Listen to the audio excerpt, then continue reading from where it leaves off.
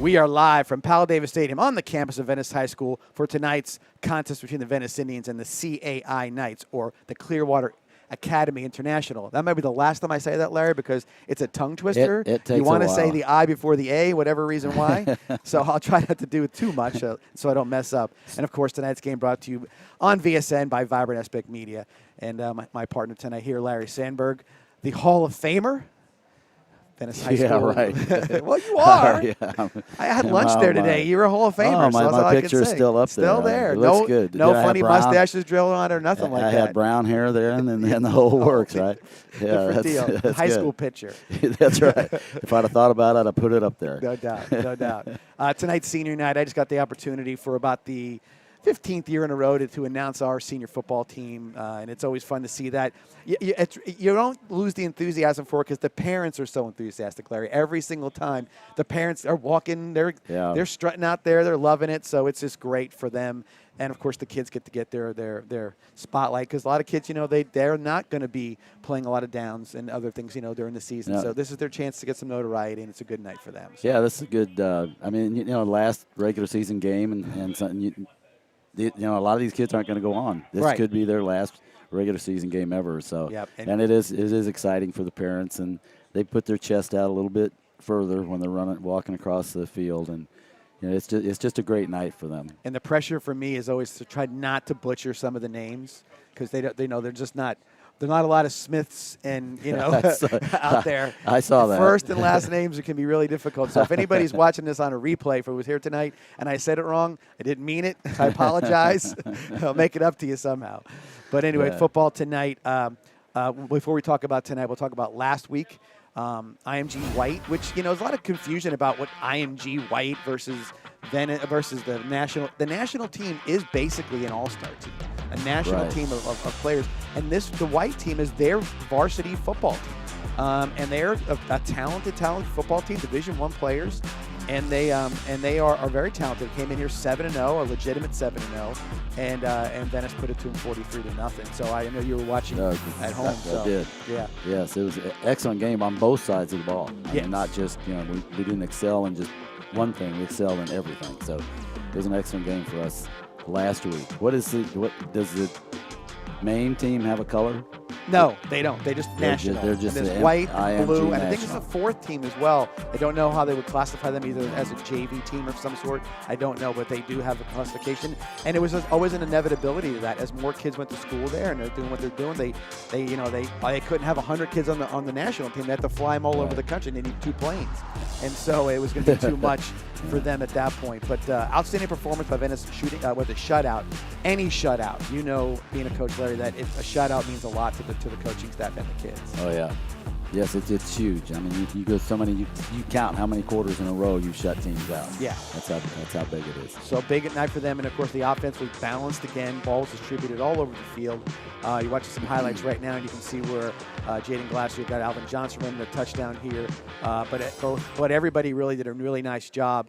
Again, distributing the ball, running clock scenario again. So the stats line wasn't terribly big because you're going to run out of time. It's a running 30 minutes practically. So you really don't have much time to get anything done in the second half. But the twos got out there and played well. And then 2 standouts, I would say, with more Jay Sparksdale had a nice night. He had 5 catches for 51 yards and a touchdown. Yes. And then running back Alvin Johnson, he had a big night with 13 carries, 140 yards, and 2 TDs. But again, you can talk about any of these guys. Statistically, still the leaders out there are Jamaris Wilder. Jamaris has been a stalwart. He's a guy that seems like one carry he gets 6, the next carry he gets 60. Yeah, he is strong and quick. He's just so quick hitting the hole and cutting off the blocks. That's where his absolutely his main goal is. It's awesome to watch him. Number 5 quarterback Jaden Glasser also having a big year. Verbally committed to Central Michigan, and he's just been a steady influence on that team in the huddle. I hear things at practice. I heard everything about him. He is very steady in regards to his leadership qualities, and he's a really good, talented football player. Yeah, they had a nice article about him a while back about his leadership and coming in and he wasn't bashful. When you come in and start in a new program, sometimes you have a tendency to lay back. But he came out and took charge, and that's the way it's supposed to be. And that's what you want in a quarterback. Made friends quickly. And then on the defensive side, again, Eli C leading the defense in tackles. And obviously, senior leader, you got that quarterback in the huddle on the defensive side. And Eli's a guy who seems to be around the ball. He's a sack, a fumble recovery, fumble cause guy, a pass deflection. His stat line every week is the one that goes the longest. He's got all the different things, and he really does a great job. And I think he's sort of like the spark plug that gets the defense rolling in the games. So with that, again, that was the IMG game, and again, that just keeps you on a hot streak. We want to roll into the playoffs with a win. And tonight's game against CIA is no different. What we'll do is take a quick break here, come back and talk a little bit about tonight's game, what we do know about the Knights and what we would expect from them, and then we'll do some 3 keys to the game. I got them simple this time. They were getting longer and longer. Now they're just words, and that's all I'm going for is words. So with that, we'll take our first break and then come back here at Powell Davis Stadium to discuss tonight's game against the CAI Knights. Back in a few. It's Maverick for our friends at Tommy's Express Car Wash. You won't find a better wash than at Tommy's Express. 3 minutes in and out to save you time. With Venice now open, Tommy's now has 8 convenient locations in the area and many more to come. Join the Tommy Club here and you're a member at them all. Text the word WORKS to 52884 and get a free Works wash. Good luck this season and go Indians! What does Douglas Jeep Chrysler Dodge Ram and Venice High football have in common? The perfect team and the perfect lineup. Douglas Jeep Chrysler Dodge Ram will always go the extra yard, so you can score big with the area's best selection and savings. So if you're looking for a championship vehicle lineup and a dealership that tackles the competition, visit Douglas Jeep Chrysler Dodge Ram in Venice. And if you're looking for a championship football lineup, check out the Venice High football team. Who supports Venice High football? Douglas does. And we are back here at Powell Davis Stadium for tonight's contest between the Venice Indians and the CAI Knights. And we got some stats on the board, and you can kind of take a look at it from everybody at home and see that, comparably speaking, both teams are going to be balanced. I think the Knights are a little more run heavy, and the Indians are sort of maybe a little more balanced, I would say. But either way, the passing and the total stats were really close in regards to the teams after 9 games. Go, I was going to say, I'm sorry, Lee, go ahead. I'm just looking at the stats right now, trying to figure them all out. You're right, they're a little run heavy as opposed to us, but I don't know if anybody throws the ball as much as we do. No, I mean, high school teams just don't throw like we do. When we don't really give you anything predictable, we can come out in a game and run 5 plays in a row and then come out and go in the next game and throw 5 plays in a row. Right. So really don't know what's going to happen. I guess it's really about matchups. And guys, some matchups they see and they like certain things better. But either way, it's going to be I think it's going to be an offensive game. They have the one guy that did stand up on the off the page in their stat line was Antoine Raymond, running back. He's averaging 180 yards per game and he has 20 touchdowns overall. So a guy like that, when you're averaging 180, you're looking at a potentially 2,000 yard season.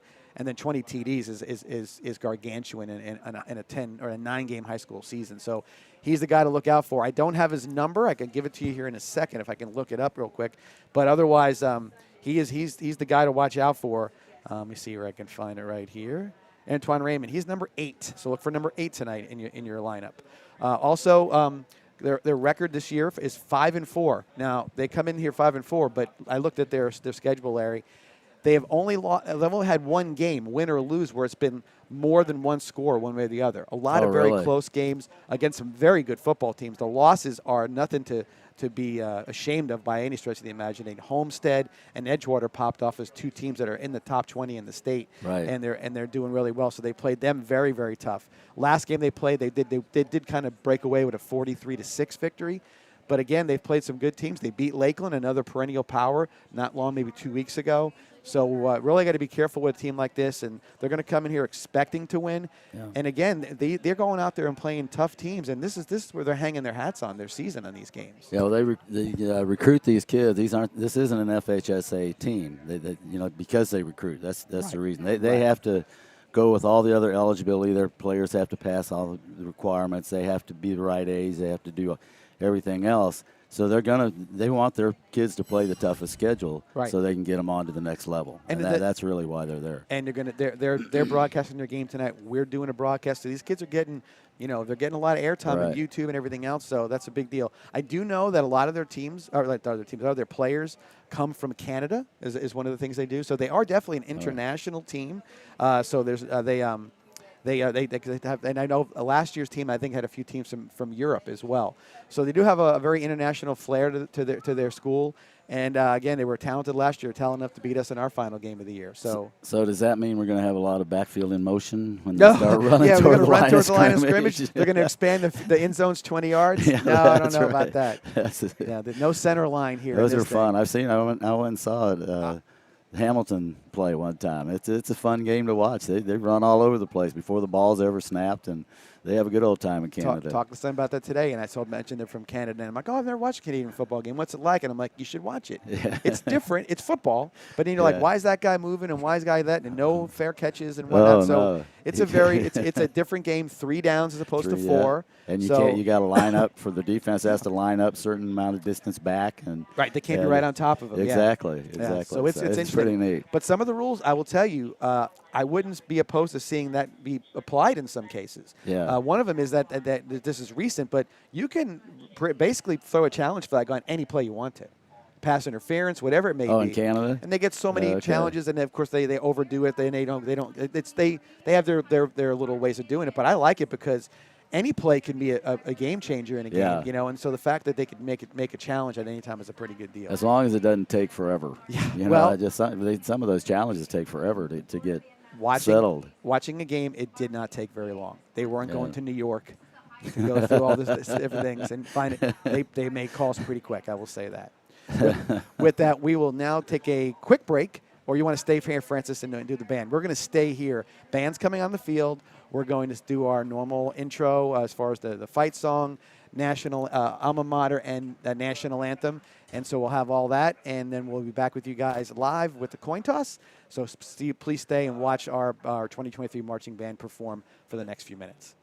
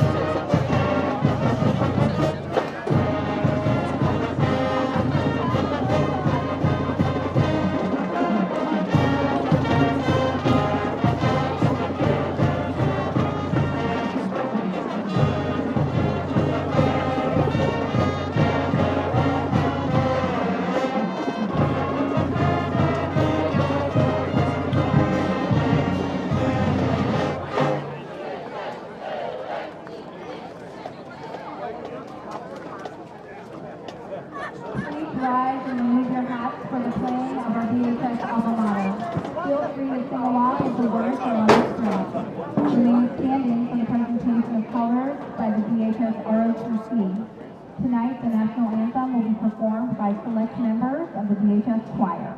Their director is Mrs. Brittany Smith.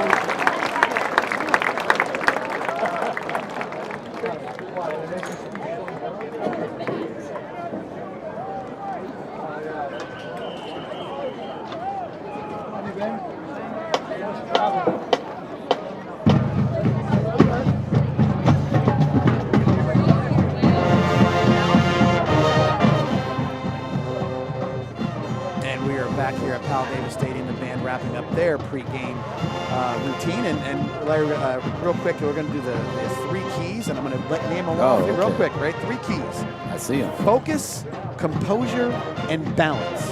Okay. So, I mean, just you got next week. Next week starts the playoffs.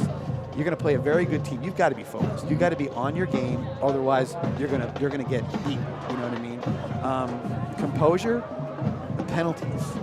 Don't react to certain things. This team may want to make their season by, making your night a bad night. So stay composed. Don't get engaged in any sort of silliness. And of course, balance again, going back to the offensive side of the ball and the defensive side of the ball. Balance everything out. Stay in balance, and you're more than likely going to win this game. You don't want to don't be trying to make plays that you can't make. Make the one you can. And keep going to the next thing on both sides of the ball. Yeah. So I'll let you throw your 2 cents out. Well, I think that all 3 of them kind of interact with each other. Composure is huge. Right. I mean, this is the wrong time to start losing poise and things like that. But the balance and the focus. I mean, they're all 3 intertwined. Right. So those are 3 good keys that you put down there. Well, and I figured to end the regular season with something that was more, balanced, composed, and focused as well on my side of things. That's a good job. Yeah, I did it. Yeah, you thought that one out very well, right, John. That was good. With that, we'll take our next break, and I'll come back, and I have to go do something very important. I have to go out and do some PA announcing real quick for our coin toss. Our good friend and Venice High School's Wonder Woman, Jessica Pacino, I have to go introduce her because she's doing the coin toss. Yes. So I'll go ahead and do that. We'll take a break, and when I come back, we'll be ready for the kickoff. See you back here in a few.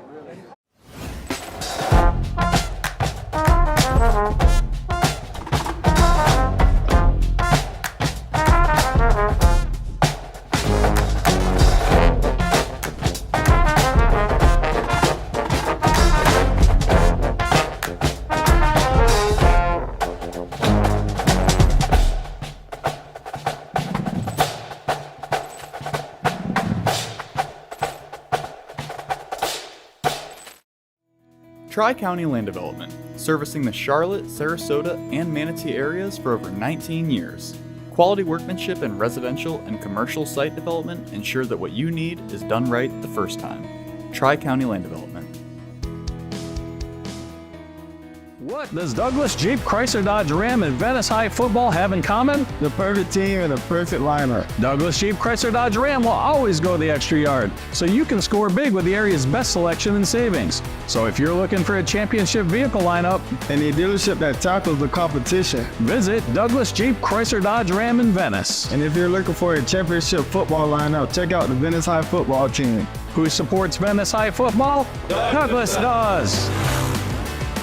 It's Maverick for our friends at Tommy's Express Car Wash. You won't find a better wash than at Tommy's Express. 3 minutes in and out to save you time. With Venice now open, Tommy's now has 8 convenient locations in the area and many more to come. Join the Tommy Club here and you're a member at them all. Text the word WORKS to 52884 and get a free Works wash. Good luck this season and go Indians!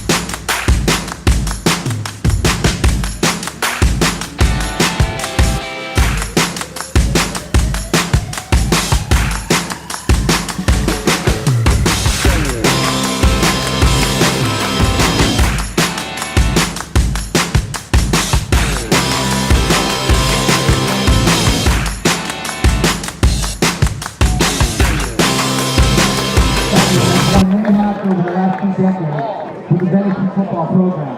As president of the Venice Touchdown Club, Venice's focus is to procure and provide the funding that makes our program go. Lastly, come by the honor of doing tonight's corn toss, we would like to make known that none of this would be possible without the tremendous and unwavering support of our community. The small businesses, parents, teachers, and fans that make Venice such a unique place, not only to play football, but to also learn and grow up in. Thank you, and go Eagles.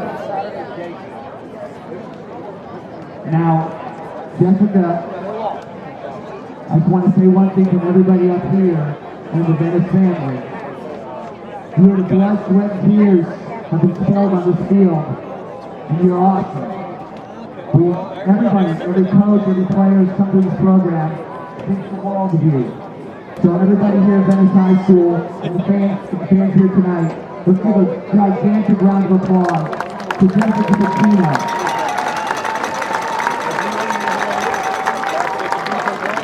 Sorry, Jeff.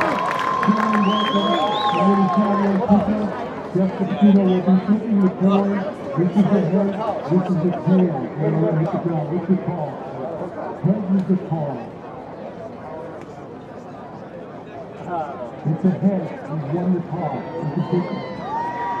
Clearwater Academy International is the third for the second half. It's your choice. Captain for tonight, you're going to kick off game to the Indians from the 76 Anthony Club. Number 64, Elijah Cecil. Number 61, Matthew Taylor. Number 71, King McCall. Venice will receive at the west end zone. Okay, folks. We're in first street tonight. We got a big game. Tonight has major implications on seeding to playoffs. So if you'd like to be home, then we're going to need your support tonight. If you'd like to drive and get on the bus somewhere, then don't yell and scream.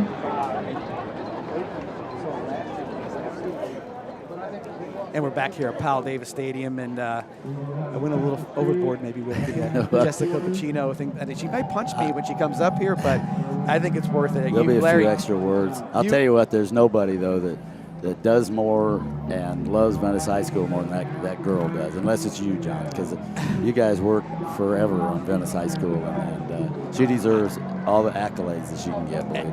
For me, a situation like that is like, you want to tell somebody, in front of everybody once in a while what they mean to the program, mean to you, as everything else. And she really does so much. And it's not even a blink. I mean, so tonight, she was going to be the PA announcer at some point in time, because we had some folks get sick and injured and whatever's going on. So, and whatever it takes, and she's always been there for everybody, and I think it's deserving that she had to get a chance to be the coin toss honorary captain for a game like tonight, a senior night game. Yeah. So it was nice. And you were right. You better hide when she comes back up. She's always waving. She was saying, we were hoping she was waving. Stop. I didn't see any single digits. No, out there. that's what I was.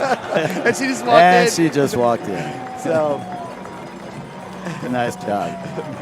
So you lost the coin toss, by the way, Jess.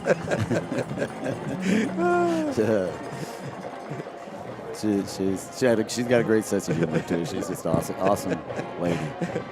So, we're getting ready to start. I'm curious to see what Clearwater brings. Brings here, because I don't know much about them other than the fact that they get the best out of 2 countries. Yeah. So we'll see how it goes. This will be interesting. And John and I do the coaches show, and it's like you kind of know you see the player, you know who the talented guys are, but it's like one of those games where what's their motivation going to be? What team do they have? Because you just don't rig, because they're like IMG. They got a new team every year just about. Exactly. So you just don't know what you're going to get. Do they get down? If they get down in a game, you never know. So I'm expecting a high scoring game is what I'm expecting. You hope when you pull in players like this too.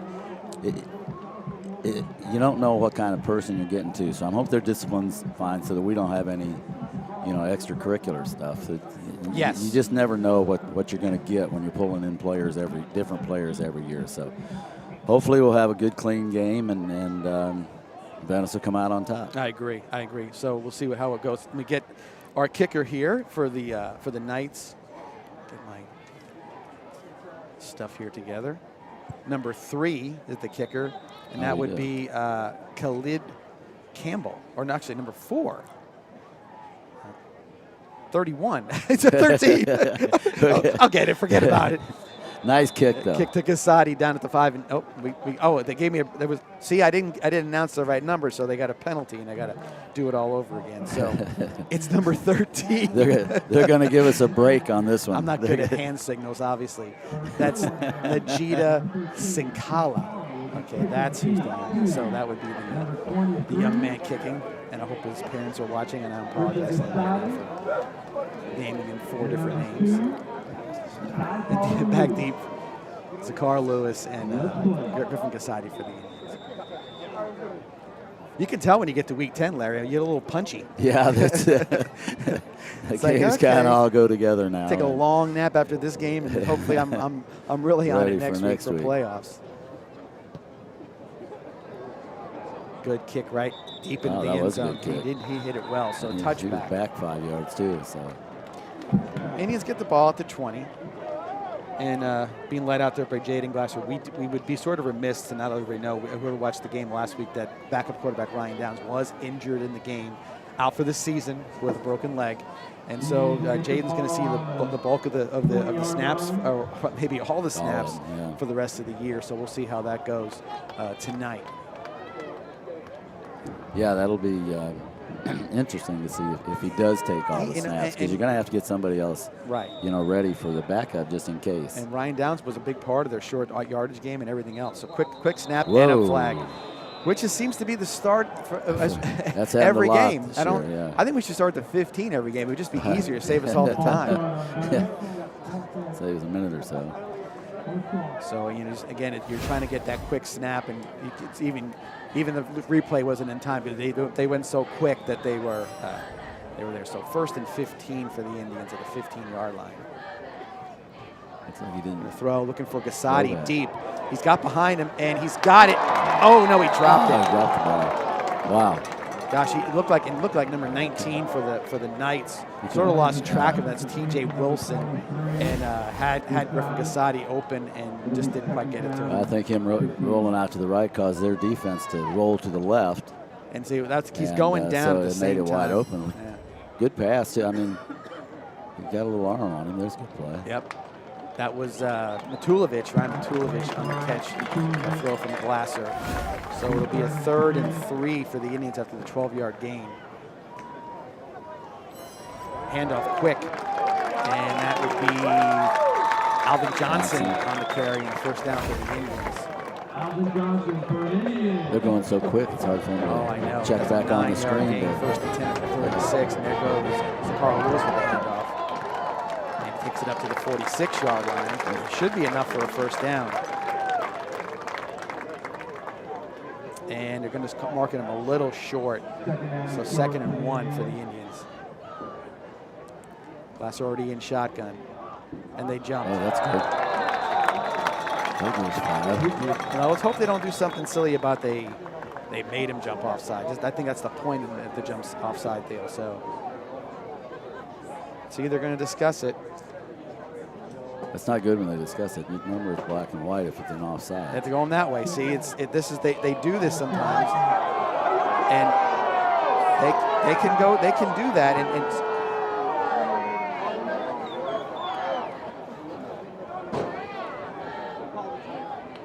so now Coach Peacock's going to go discuss it with as to why that would be and I get it, because he's this is what you got to kind of get it right and see with these guys what's going on. Yeah, he says, we just said they took a timeout to argue, and I think he's right to. I mean, I think that's sort of a, It should be done on the sideline, though. They shouldn't be arguing on the field. Yeah, I think they should move him over the sideline so it doesn't distract from the timeout. And like I said, and I've seen it before where that call happens, where they say that you're simulating a snap or you're doing something, but that isn't the point. So if you do that, what's the difference of saying hut? You can do one hut. Exactly. It's the same thing. Exactly. But again, that's interpretation of rules, and you see it often at the high school level where one crew would never call it, and one crew just, they read the fine print and in between the lines on the rule book, and they try to misinterpret or interpret things too much. And I'm sure every team has that in their playbook. You go on one all the time, so all of a sudden you go on two. Right. And it draws them all sides. Unfortunately, we got called. Alvin Johnson on the carry, and nice run by Alvin. Run to the bounce. Strong run. He pulled right out of the tackle. Strong run. David Almaleri on the tackle for the Knights. So first down Indians after all that. But I understand why Coach was a little upset for sure. Well, I think he wanted to explain it for the rest of the game. Right. He wasn't just complaining on that play. But he wanted to make sure that they understood the rule for the rest of the game. That Glasser pass intended for Gasati is incomplete. Second down and 10. Glasser showing off his arm a little right there. That was a tough, he would have to get that throw into her. It was going to be tough.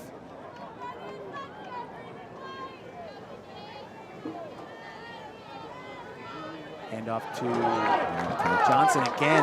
Breaking a tackle. Stopped at about the 21-yard line. Good pursuit by number 11. That is Giari James.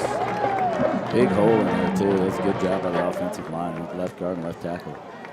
Gave him a lot of room. They've been doing a heck of a job, Larry, on the offensive line the last 3 games in particular. Yeah. When I was here 2 weeks ago, they were outstanding. So first and 10 at the 24-yard line. Barksdale in motion. Glasser looking to throw, goes back other side. Gets Lewis. Lewis got a gap. 2-man to beat, gets knocked out of bounds. Again, this time by number 8, I believe. And that would be Antoine Raymond. That's their running back. That's number 0. That would be Delano Gold. And the ball is on the 10, first and goal. Indians at the CAI 10-yard line. 14-yard gain on that pass play. Glasser takes that pitch back to Lewis, breaks the tackle, and he is in the end zone. Should be in. Yes, he is. Touchdown on a 10-yard run by Carter Lewis. Take a replay on this one, Larry, to see the blocking on that one as well. It's a tight end on that one with a nice block. That's should be, I think that is Jackson Scott. We'll get you a number. Yes, it is Jackson Scott on a very good block downfield. So now we got Griffin Gasati. He seems to be the new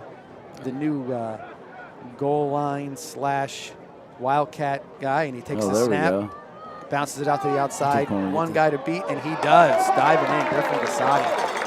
2-point conversion.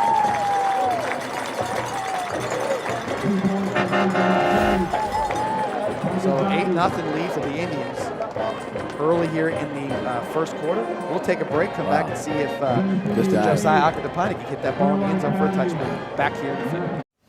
What does Douglas Jeep Chrysler Dodge Ram and Venice High football have in common? The perfect team and the perfect lineup. Douglas Jeep Chrysler Dodge Ram will always go the extra yard, so you can score big with the area's best selection and savings. So if you're looking for a championship vehicle lineup and a dealership that tackles the competition, visit Douglas Jeep Chrysler Dodge Ram in Venice. And if you're looking for a championship football lineup, check out the Venice High football team. Who supports Venice High football? Douglas does.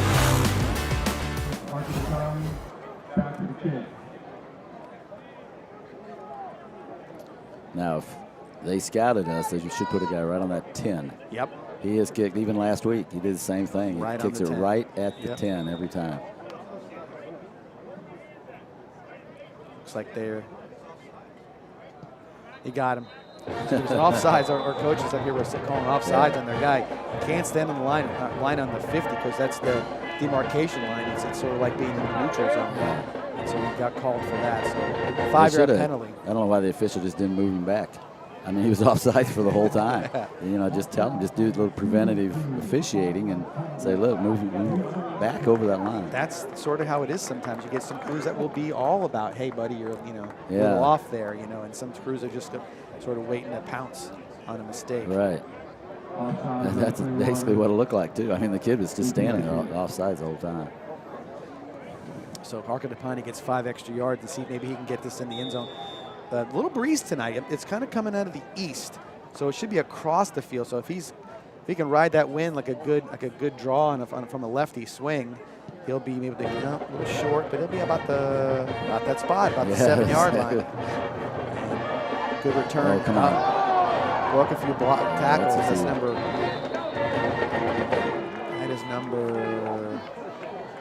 21 for the Knights. That is Amit Barham, who's brought down by Dalen Platt. Had a little miss out there. That's his dad's name. I said it during the. I got it right. Deshaun sounds familiar. Yeah. Oh, Charlotte Tarpon. He was a good one too. I think he went to South Florida. He did eventually. Yeah, he was a heck of a player. I was coaching when he was playing. Quick throw. Quarterback hits number 5. We were on it pretty quick. We only got about 3. Brought down by Seed. Yeah. And tackle. With help from Carter Dalton as well. And they're going to run a little tempo too after the 5-yard gain. 2nd and 5. Handoff. Come on. That's the kid Raymond, and he did a nice job of breaking a tackle. Brought down by Lee and Galloway. The defensive end of the outside runner has got to keep that containment. So he went inside.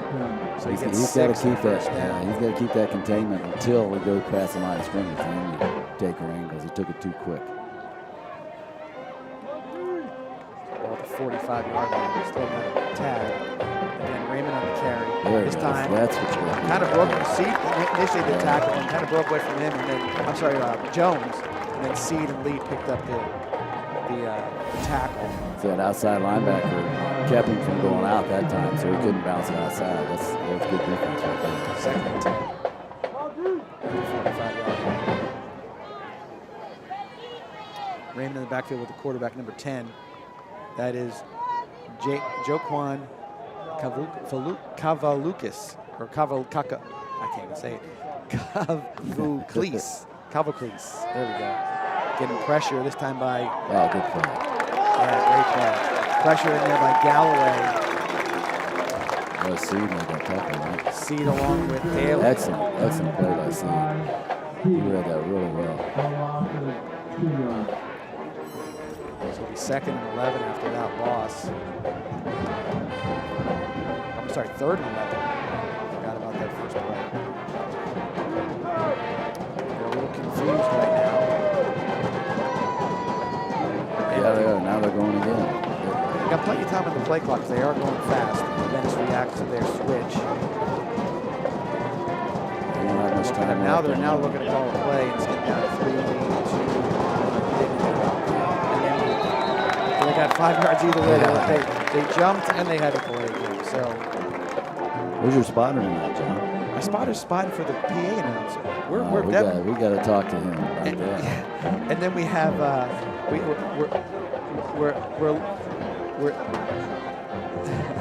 and then we're gonna and then we got our camera guys are a little off today too. So 3rd and 15 at the 39. Oh, good pass to number 7. That's Lee. So that was good. 10-7 on the completion. Pickup of good 8 yards. They're going for it. They're going to try to draw us outside. Yes. Maybe we'll get the same call.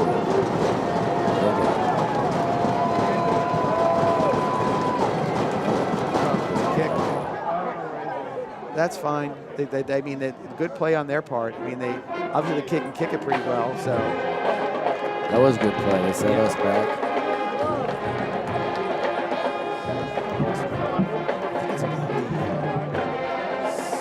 At the 6-yard line. 6-yard line, yeah. On the 6-yard line. So good job by a quick kick.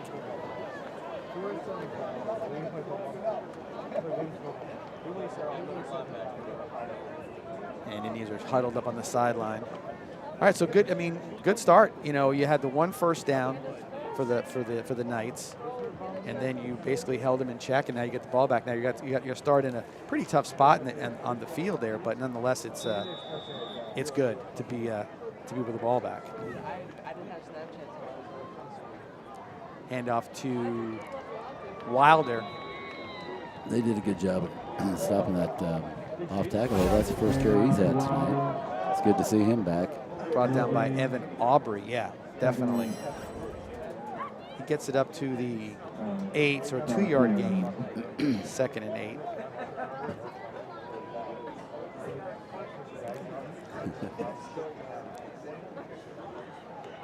Glasser pass to good play. Barksdale. Good, nice move by Barksdale.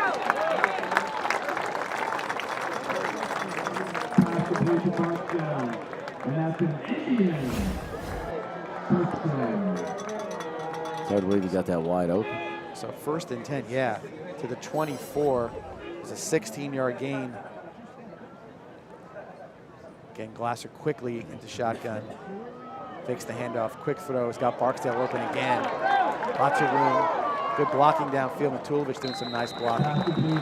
Gain of 16 yards on that one. So Another far, 1st down for the Indians. they don't have a plan for Barksdale. Barksdale either. I mean, so far this is 3 plays that he hadn't been covered. The first one it was dropped, and then the last 2, there's nobody covering it. Lester in motion. Quick little swing to Good him. He's double going to throw it, but he's got. But they read it, and he did the right thing. He threw it out. If he did that on purpose, he did it. Sometimes you throw it out of bounds. Just let's assume he did the right thing. Good move. Good move. He threw it out of bounds to save the play. They had that one covered pretty good, though. I mean, they didn't. There's no fooling them on that one. Hand off to Wilder, makes a move. That's that little move in the hole you talked about, Larry. He gets shaken a little bit. He makes that move so quick, too. He does it full speed. A lot of people have to slow down. He doesn't slow down a little. Ryan Hassett on the tackle for the Knights. 3rd and 3 from the 47-yard line. And we'll get a penalty and a face mask, and maybe even the 1st down with the run. We'll see.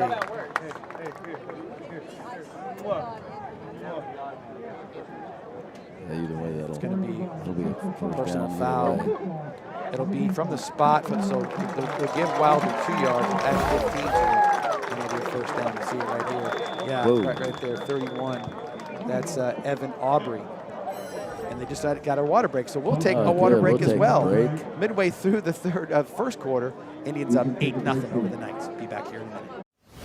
It's Maverick for our friends at Tommy's Express Car Wash. You won't find a better wash than at Tommy's Express. 3 minutes in and out to save you time. With Venice now open, Tommy's now has 8 convenient locations in the area and many more to come. Join the Tommy Club here and you're a member at them all. Text the word WORKS to 52884 and get a free Works wash. Good luck this season and go Indians! Tri-County Land Development, servicing the Charlotte, Sarasota, and Manatee areas for over 19 years. Quality workmanship in residential and commercial site development ensure that what you need is done right the first time. Tri-County Land Development. Back here at Powell Davis Stadium, 6:06 left in the 1st quarter. And he's up 8-0 and 1st and 10 on the CAI Knights 36-yard line. Again, Glasser in at quarterback. He's got Gator Wilder to his right. Low snap, picks it up, hands up to Wilder. Wilder breaks through, down inside the 20-yard line. You definitely have to square up on him. He's not going to go down and grab one arm sticking out. He's just not going to go down. That was his Claude on the tackle after another 16-yard gain for the Indians down at the 20-yard line. Quick handoff again to Wilder, kind of carrying the pile. They're doing everything on the left too. I don't think they're going one to the right yet. They're just a little Lester thing, but that was a little pass there. 11 yards, 1st down for the Indians. 1st and goal at the 9. Quick handoff. He kept it. Throw, catch, struggling. Down at the 1. That was Lewis on the catch. He did everything he could try to get in that end zone. 8-yard gain. 2nd and goal at the 1. And they put Camacho Jones and Gator Wilder in the backfield. They're going to run a little wildcat with the 2 running backs. See what the Gator comes up with here. He just takes a direct snap, and he is in the end zone for the Indian touchdown. A 1-yard run by Gator Wilder. And extra point to come. I like it. You know, they didn't abandon their wildcat. They kept the same guys in, except they just brought Macho Jones in. moved him into the spot, you know, where Gator was, put Gator in the quarterback situation and let him run the football. I mean, it's going to be every bit as effective as I think when Ryan Downs is in there, but not as big of a guy, but nonetheless it works. Well, I don't think you can go wrong if you got Gator toting the ball. I totally agree. That can't go wrong.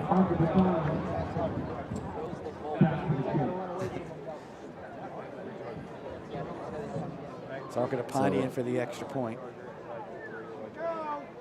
And he makes it good. So it's 15-0 Indians with 4:58 left in the first quarter. Let's grab a quick break and come back and see what they need to do on this kickoff. We'll be back here at Powell Davis Stadium. What does Douglas Jeep Chrysler Dodge Ram and Venice High football have in common? The perfect team and the perfect lineup. Douglas Jeep Chrysler Dodge Ram will always go the extra yard, so you can score big with the area's best selection and savings. So if you're looking for a championship vehicle lineup and a dealership that tackles the competition, visit Douglas Jeep Chrysler Dodge Ram in Venice. And if you're looking for a championship football lineup, check out the Venice High football team. Who supports Venice High football? Douglas does.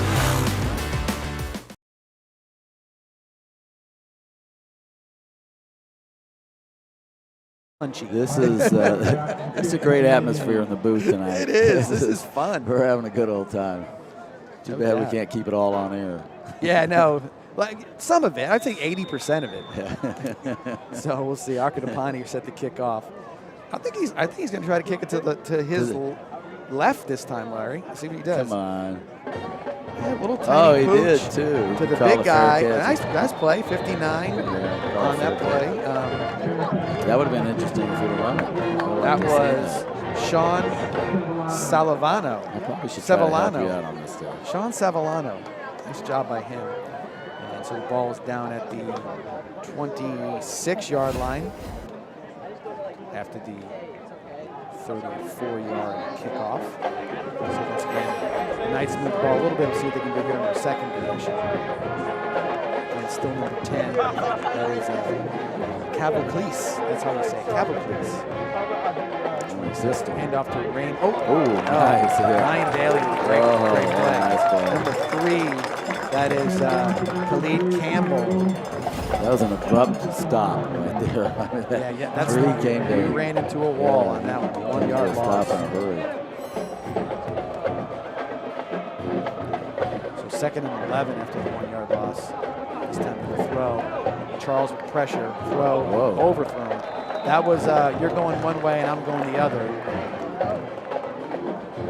Quarterback got hit on the play. I'm not sure if it was. I don't see a penalty flag. It was Charles right there. Shari Charles with pressure on him. So quarterback might have gotten a little dinged up. But we'll do this. We'll take a quick break as well and see if the quarterback can get up and get back in this game. Be back here in a few minutes.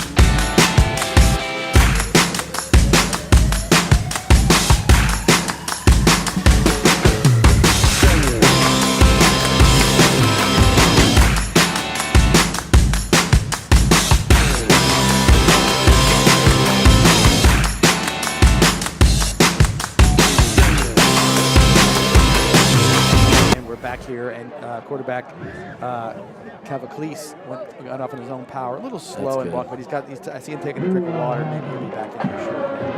So 3rd and 11 from the 25-yard line. I think they're going to go wildcat. It is Raymond on the carry. Gets a nice block, makes a nice move, and he's going to get the first down. Nice run by him, that driven out of bounds by Papatanakis. That's going to bother Coach Shannon. I can tell you that, Larry. He's not going to be. And all you see is that's the only thing they're going to do, and they just sort of kind of beat you up a little bit. Not going to make it happen. So that's a 12-yard gain, 1st and 10. They're doing the same play. Same play, but that time they're ready for it. Daly along with Jones on the tackle.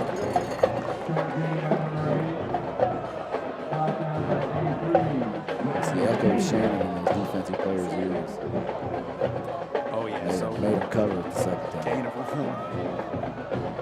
This time handoff to Campbell. Stopped again there by Daly and Jones with a little help from Patrick Tanakis.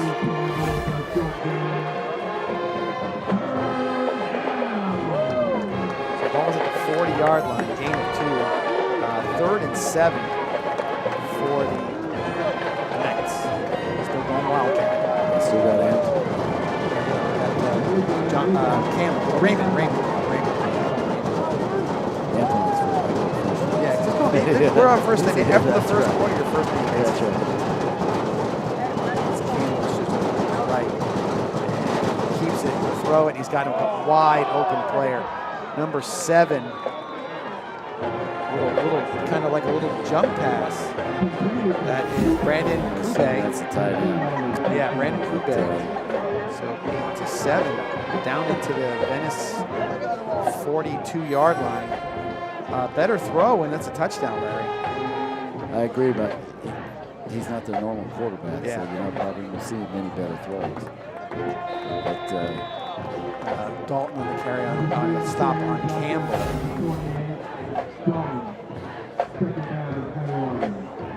So gain of 4 brings up 2nd and 6. This time it's Raymond on the carry. And driven back and gets forward. he keeps his legs turning pretty good. We're going to have to wrap up on him, bring him down. Seed, Charles, and Papatanakis. 3rd and 1 after the 5-yard gain at the 33-yard line. This time Raymond with a quick snap, gets it again, breaks a tackle, still moving his legs. This time Lee picked him up and put him on his keister. First down for the Knights.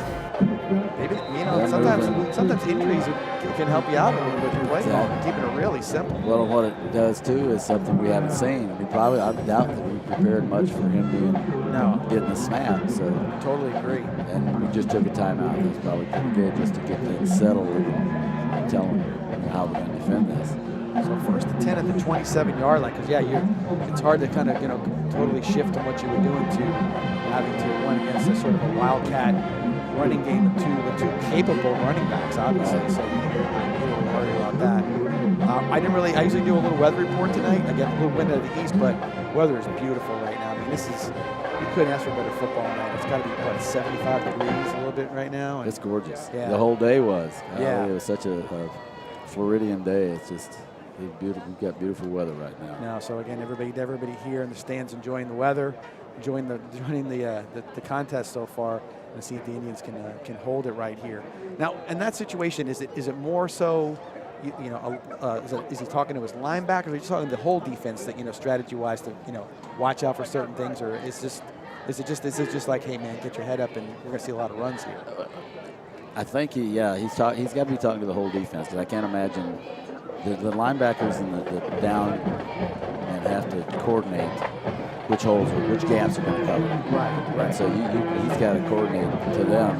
You got to cover A, you got to cover B, and so it's a team talk right there. Quarterback's back in, and quick pass to 7, and he's got a head of steam on him, and he ran over everybody. He's a big old kid. He had Seed and Dalton. Yeah, he's a big kid, is right. Coupe in the reception from Cavacles. First down for the Knights, and it's down at the 10-yard line after the 17-yard gain. So 1st and goal at the 10-yard line. Cavacles gets the snap, hands off to Raymond, patiently runs, breaks it up, and gets knocked out of bounds by 11 Lee.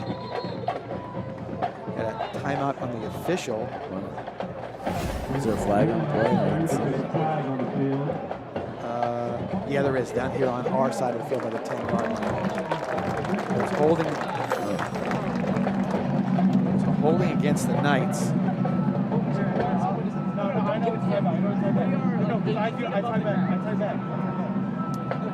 Back to the 20-yard line, so it'll be 1st and goal from the 20. That's a tough one, 1st and goal from the 20. Yeah, it is. I don't even be looking for 7 again. Now. 7 in motion. Kevin Cleese looks to the other side. Hits Raymond out in the flat. Papa Tanaka's along with number 1, Charles Lester, with a good tackle. He is a very good tackler. He was on that one. He definitely wraps up the last week also. I mean, he squares up really well. Look at this. He drives his legs so his legs don't stop. I mean, that is a perfect form tackle right there. And I'm sure you're happy to see that being a Florida State fan. That's guys of coming course, in who of can course, form tackle that's right. at the corner. No doubt about it. No diving at the ankles. So 2nd and 18 for them. Hand up to Raymond, will space up the middle. That time C took him on head on and dragged him to the ground. Yeah, they closed that hole in a hurry. It looked like there was a little running room, but they closed it in a hurry. So pickup of 4 makes it 3rd and goal from the 14-yard line. I'd keep my eye on 7. I agree. Big target. You can almost post him up like a center. In basketball, don't get the ball just over the goal. The last 2 passes caught. Blitzing. Knocked away by Charles Lester. Good call. All intended for number 5. That is Dallas Sims. Looks like they're going for the field goal here. Yeah, I would probably think they want to get some points, and the kicker looked good. If he's the same kid who was kicking off, I don't think it is the number 47. This is Alessandro Galantini. So it looks like a 32-yard field goal.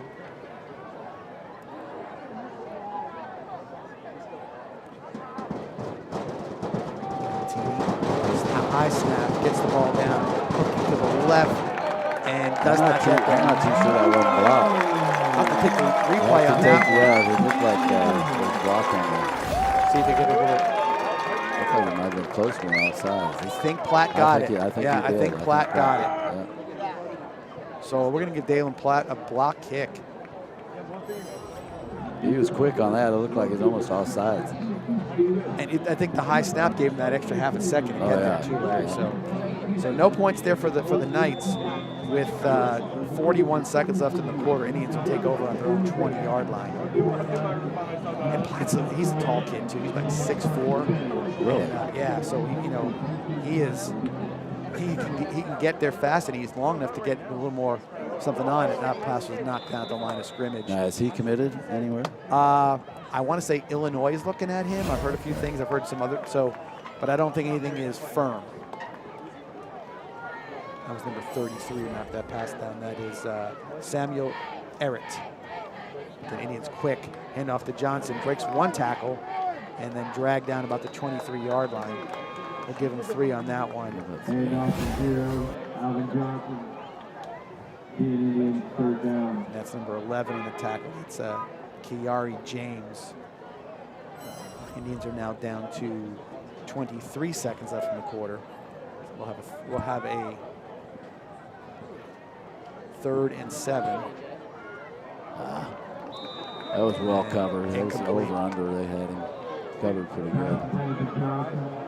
So at this point, this is a have to punt moment here. You don't want to mess around and give it field position.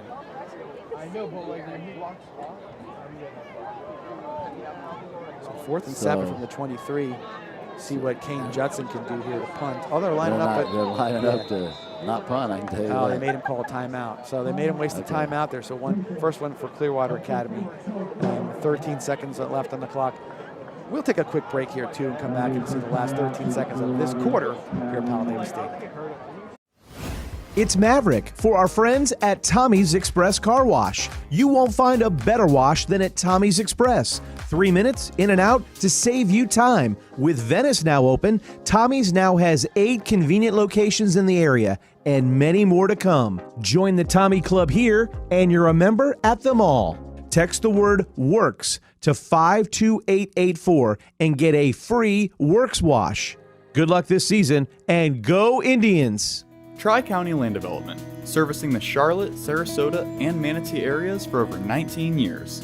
Quality workmanship in residential and commercial site development ensure that what you need is done right the first time. Tri-County Land Development.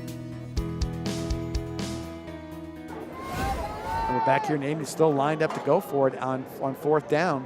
See what we're going to do here. I think they're trying to get him to jump off sides. I'm not sure. I think that's what they're trying to do. But and they'll still have fourth and a couple. Now Coach Peacock used his last time out of the quarter.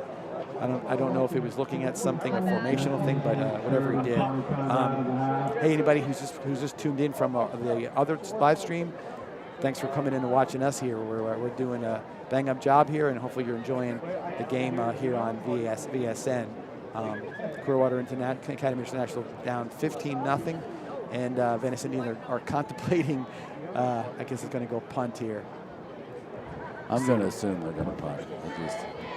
John gambles a lot. I'm not sure this is the right time to do any gambling. Well, he's unless he's got something. I don't know matter. But see, you got the punt team over to the right of the offense is where it's at. So just your screen right now, you're the 20. The punt team is all lined up, ready to go. So I would imagine it's going to be a quick run in and out. They're making them come line up on defense or in some way, I would imagine. Now they moved them back over, so maybe they are going to do something. We'll see. Yeah, they do sprint them on. Still here in the timeout. Yeah, here we go. So the punt team comes out. So as we expected, quickly the punt team comes out. That's Kane Judson in there to punt for the Indians. Are they missing somebody? And good snap. Low running punt. It's not the worst one in the world to have. You're going to get down to the 45-ish yard line. So that's 23. It's a 28-yard punt, no return.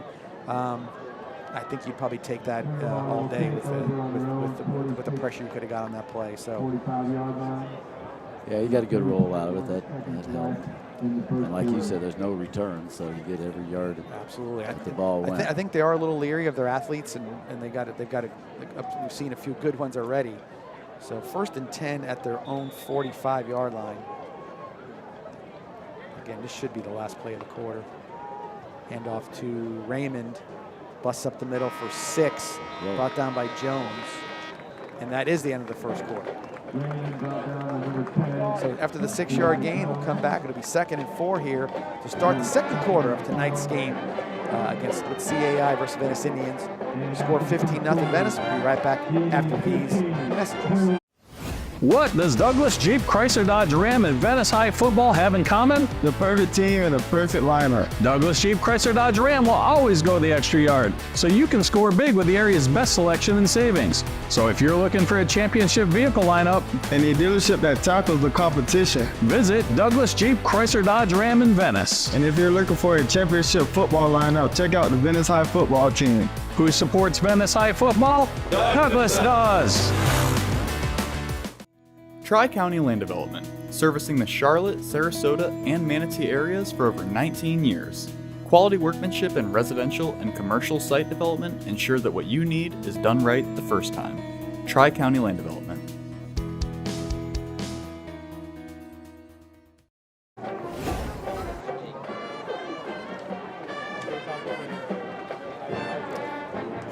And we are back here at Powell Davis Stadium.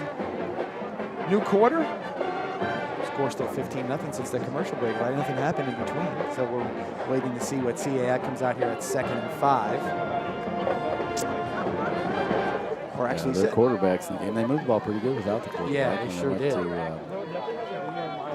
they had Raymond in the shotgun. I'm going to call it pistol. Yeah, exactly. I'm going to call it 2nd and 4. Good quick throw. Cavacles. 10 and 4. That's 5. That's Sims. Or Sam. Anyway, Sims. Yeah, Sims. Sims. So incomplete. And 3rd and 4. Our GPS on our down mark is a little off. I think it's a yard off. I can't see it anyway. It's okay. Yeah, it's fine. Say 5. It says 5. It should be okay. 4. But anyway, it's 3rd down. Little draw play to Raymond, busts up the middle, breaks another tackle, and drags Indians inside the 40. Lee and C and all under the tackle right there. And he carried him in there, so. He runs hard. He's legit. Quick snap. Oh, that's intercepted. Flag on the play, but it's an interception by Dalen Platt from inside his 20. Taking it up, it takes it out of bounds, and another flag. Block in the back on that one. I don't know what the first one is. They didn't stop the play. It's either illegal formation or we were offsides. It's going to be a killer. We'll see what everything comes up with right here. Yeah, they would have to stop the play if it was on them.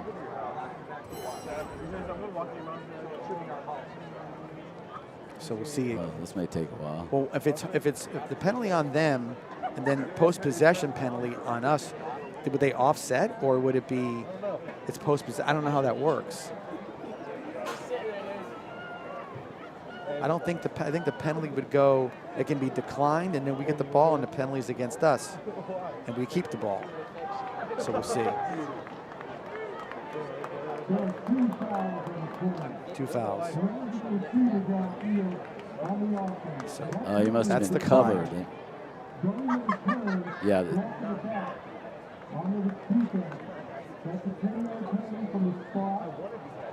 Yeah, so post-possession, we get the interception. So Platt gets the interception. Okay. Gotcha. So we are going to be on the ground field where one of our cameras is kind of out, so bear with us a second. We'll get it all straightened out. 1st and 10 at the 24-yard line for the Indians. Hand off quick to Wilder, and a flag on the play. Looks like it's going to be probably holding on that play. We'll see what comes up with that.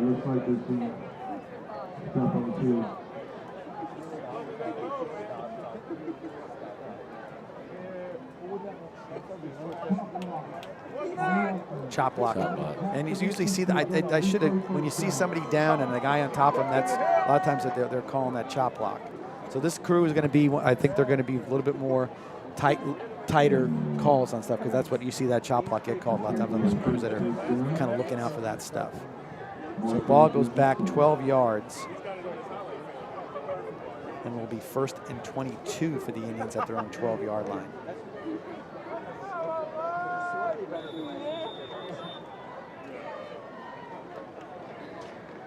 Hand off to Wilder. Breaks through and, ooh, just barely got tripped up. Something happened. Well, he was blocking the kid, and they stepped on the referee's foot, it looks like, and I don't know if that's... Well, I think the Clearwater kid did something. No, it's Venice. It's going to be against Indians. There it goes. It is against us. Okay. So Gator got 7, and we're going to miss 15 now. We're basically half the distance.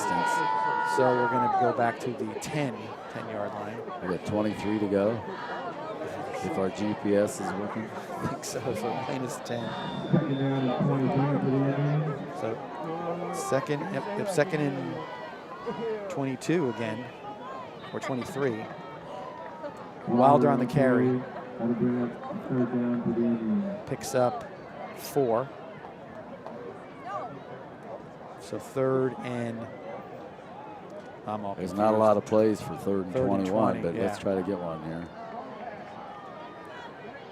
Glasser looking to throw. Pressure from both sides. He goes down. Sacked that time by number 31. Yeah, that's going to make the punt really difficult now. Evan Aubrey on the sack of Glasser. He got sacked. They gave a beautiful spot. I mean, looked like he went back to the 1. They gave it to him at the 4, so only a 10-yard loss. So 4th and a mile for the Indians. Judson gets a really good kickoff. Wow, down to the 44, taken there by number 2. Breaks pursuit, and he is brought down by Dalton and Scott. That was a beautiful kick, but you had a run back. On the other one, you had the end over end, no run back, and the other one, the first punt just came out a whole lot better. So 40-yard punt, return back up to the 25-yard line, and this is really the opportunity that CAI has been looking for. 1st and 10 at the Venice 25. See if they come out. This time it's Campbell on the carry. Gets past Jones and got some speed and getting dragged. Eli Seed inside the 10-yard line. Chris Lee finished him off. Right there, Jones looked like he had him in the block right there by 77. Really led the block. He got Papatanakis, and so the flag looks like it's going to be on CAI. That helps us. Shot themselves in the foot last time. This time. Ball back at the 13-yard line. First and goal. They did it before, and then they went back 10 to the 20 and made it longer for themselves. So first and goal from the 13. They go Wildcat. Raymond keeps it. This time he is stopped by Daly and Papatanakis. Can't go wrong keeping the ball in his hand. Yeah, you think eventually he's gonna break one, right? Yeah, exactly. When he gets close to the goal line, he's got 4 downs to try to get it in. And they gave him almost 5 yards on that play, so second and goal from the 8. He's back in there again. I would just be, I'd do 2-3 more downs with those of him and Campbell. He's trying to get that outside linebacker outside. Coach Shannon, I should say. Keeps it. If they did this time again, Lester and Papatanakis. Good defense there. Yeah, you watch this. Lester comes up and fills. He's right there quickly and drives him out of bounds about the 6-yard line. He's not bashful, is he? He No. sticks his head in. Good tackle. Put the quarterback back in, so that eventually.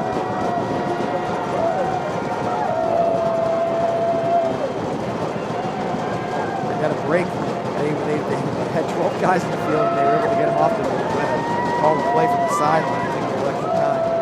Play clock's down to 4.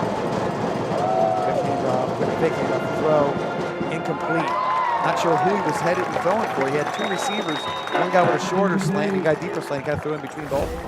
The way 5 was reacting, looked like he was supposed to be throwing the 5. Yeah, it was. Yeah, He just.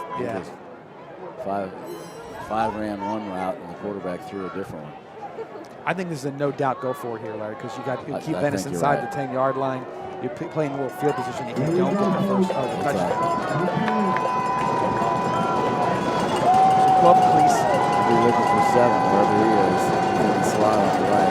Yeah, he's got a little, looks like a height advantage on his guy. Let's see how it goes. Quick shot, quick throw, and incomplete. That was it was a good play. Pressured in there by, it looked like Chris Lee on the pressure, and the ball fell incomplete. Brad had some pretty tight coverage on it, too.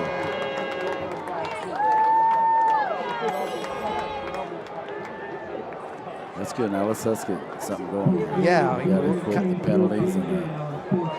We've stalled out a little bit the last little here. Yeah. So it's the Indians need. I think a good dose of running is always a remedy for I agree. a few things. I agree. Let's get those guys off tackle again and move the ball down the field. So first and 10 from the 6-yard line. You got Johnson in there, and he's Johnson, good run. That's a good solid play right there. Keep him going. Brought down by Claude, and that would also be 33. That would be Errett. You got 5. Another run.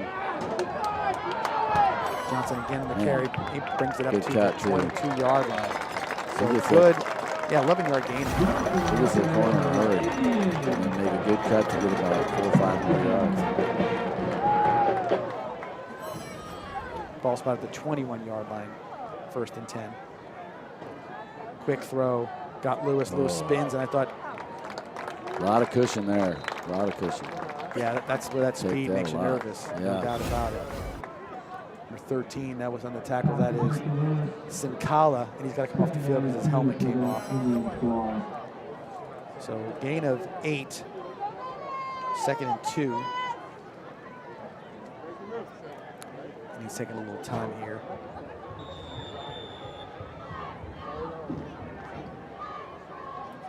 Johnson on the carry. He'll get the first down. The ball's up to the 34-yard line. Actually, 33-yard line for a 3-yard gain, first down Indians. The one pass, mainly running. That's Yeah. what we got to keep doing. They still got a huge cushion out here. There it is again. Yeah. Lewis wide open again. I'll tell you, if they're gonna give it to you, just keep throwing. They can take it away. The outside linebacker, I think it's 13. Big tall kid. He seems to be in no land. I mean, he's not coming up and he's not dropping back. He's just standing in a position. So it's you know, he's not really doing much good for the CAI. 2nd and 1. Glasser on the keeper, and he runs it up He to is. still on his feet. They're punching the ball What out. are they doing? Still running. That's exactly what we're trying to do. They're trying to punch the ball. So that's sort of what you get when you get some of these teams. Like, they see something in the NFL and they want to keep. Got an injured Indian on the field. McFall looks like got a shoulder issue.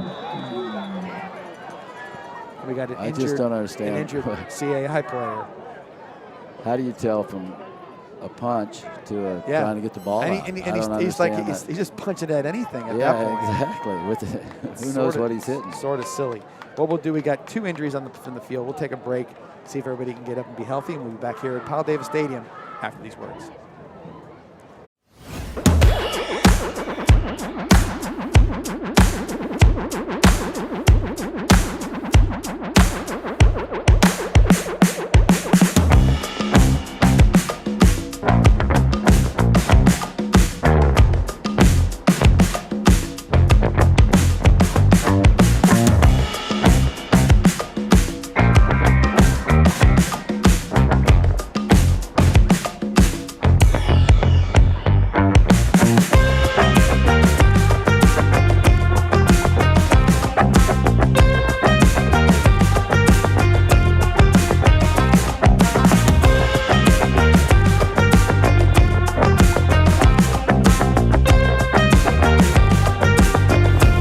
First and 10 and a handoff inside to Alvin Johnson, going nowhere.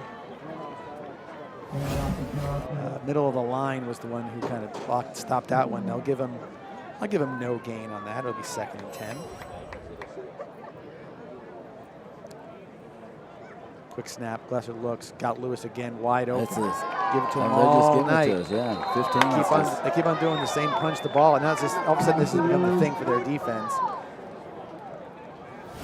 And to go knocked out of bounds just about the 36-yard line. So another 8-yard gain and 3rd and 2. Yeah, I don't understand that. It makes no sense. Quick run there by Glasser. First down Indians. So the 32-yard, like the 4-yard gain. 1st and 10 at the 32. Indians going fast. Glasser, quick handoff to Johnson. Johnson cuts it up inside. Nice play by the linebacker on that side.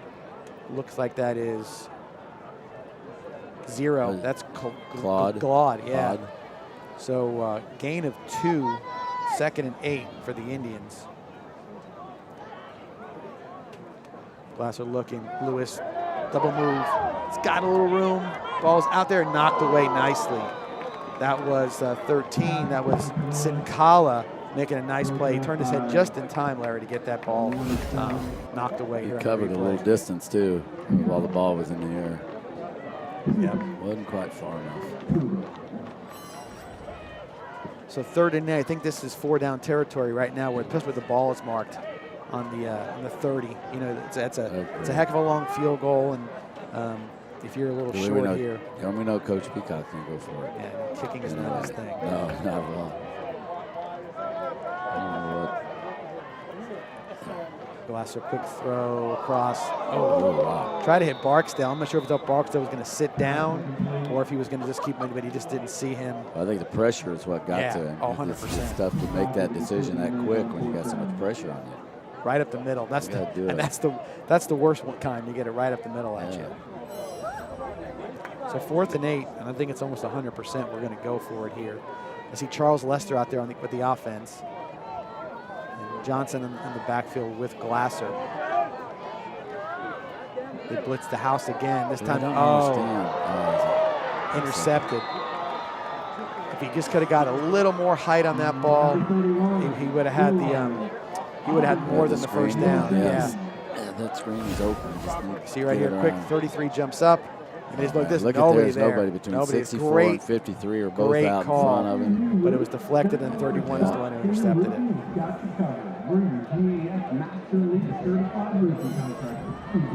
So 1st and 10 for the Knights at their own 40-yard line. Avocle's quick throw, number 2, caught. This time he's brought down by Dalton with a bunch of Indians to help. 5 or 6 guys right on the Yeah. box.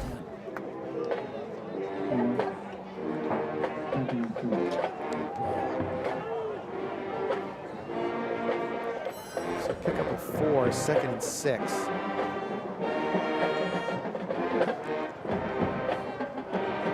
Actually, an easy name. It was Johnson on the catch at number 2. I thought I was going to have to get a part of the name. You didn't have to get It wasn't spelled out phonetically. phonetic Yeah. spelling on that one. Avocle's got some room to run. Puts the ball down and hits right out of bounds for no gain. He got no gain on that. I thought he was going to get something. He throws pretty good on that one. He saw Jones chasing him. He saw Lee coming up on him, and he said, "Nope, I'll just live another day." So 3rd and 6 for the Knights. See if they come up with empty. Go empty. They spread Raymond out here to our side of the field. Quarterback ball at it? No, he ran out of bounds the last time. He was hurt. He's a little hurt too, so I'm not sure.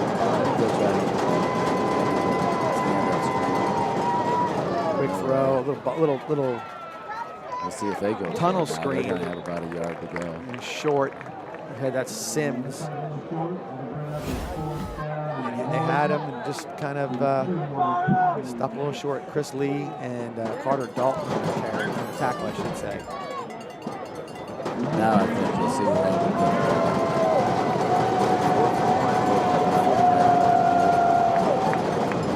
Yeah, I can't imagine it doing anything different unless they got something quick like that. Carry, busted out to the right. That looks like that time Lester drove him out of bounds. Yeah, it's a good play by Lester. And they got a first down to the 46 after the 5-yard gain, and we're going to take a water break. So with 5 minutes and change left here in the first half, Indians 15, Knights 0. Be back here after that water break. It's Maverick for our friends at Tommy's Express Car Wash. You won't find a better wash than at Tommy's Express. 3 minutes in and out to save you time. With Venice now open, Tommy's now has 8 convenient locations in the area and many more to come. Join the Tommy Club here and you're a member at them all. Text the word WORKS to 52884 and get a free Works wash. Good luck this season and go Indians! Tri-County Land Development, servicing the Charlotte, Sarasota, and Manatee areas for over 19 years. Quality workmanship in residential and commercial site development ensure that what you need is done right the first time. Tri-County Land Development.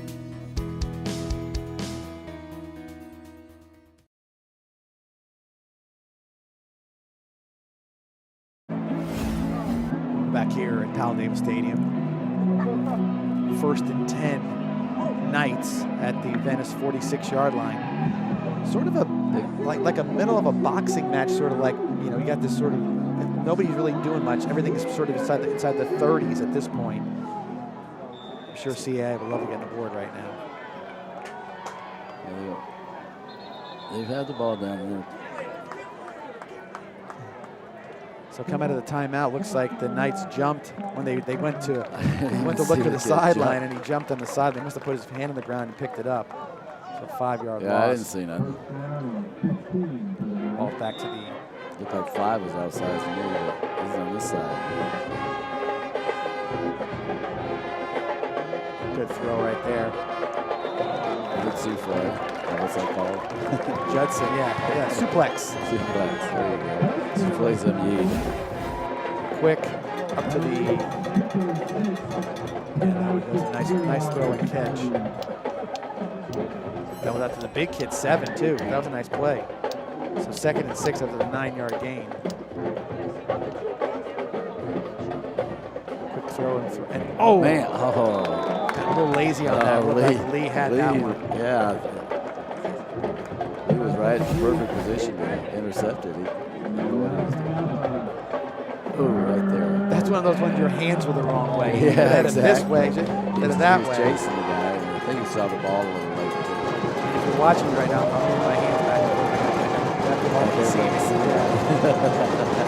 Raymond on the draw, and he's got some room, and he's got a nice run up the middle. That time Dalton makes the tackle, but not before he gets a first down inside the Indian 25-yard line.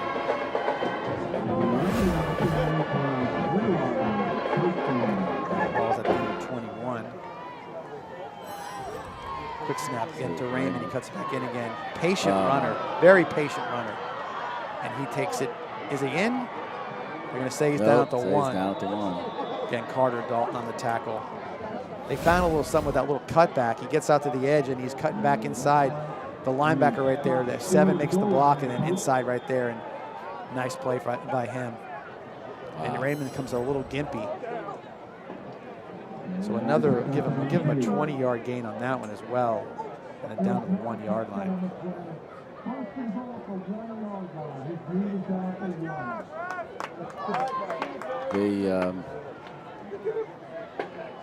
I don't know if he was in on that or not. That was really close. the way he fell down, the knees went, then his body went. So, and it's a tough call for those referees. They're trying to hustle downfield. They're seeing it from behind the play, but the back judge should be the one who sees it. So Campbell in the backfield after Raymond kind of let it off a little bit, Campbell with the handoff and the 1-yard touchdown for the Knights. So the CAI gets on the scoreboard with about 4 minutes left in the half. See if they go for 2 or they go for the extra point. Looks like they are going to go for the extra point. Yeah, we need to do something offensively again. We moved the ball good last time we had the ball. We just couldn't put it in the end zone. Kind of fizzled out there on about the 20, 25-yard line. Kind of gave up on the run a little bit on that last drive. So even if they just go a little heavier on the run, extra point is good.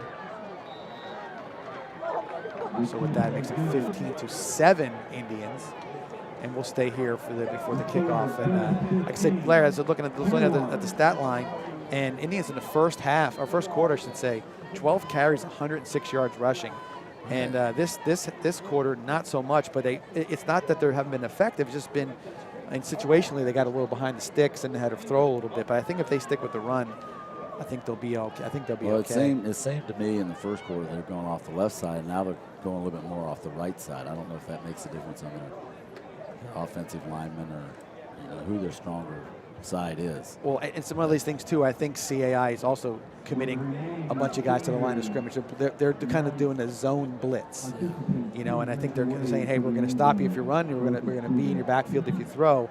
But it's one of those situations where if Gator Wild or Alvin Johnson gets, out from that first wave, it's probably a house call. Right, exactly. Well, you could see there was nobody in the second wave on that last screen that was actually intercepted, I guess. So they are committing a lot to the run. So dead ball, and so against the kicking team. So they'll go back 5 yards. I don't think I've ever seen, 3 flags already on kickoffs? I don't think I've seen that. Offsides procedure, yeah. Also, it was legal formation. They didn't have enough guys on on one side or the other. So I have seen that called a little bit this year, where they got to make sure you have so many guys, at least so many guys on one side or the other.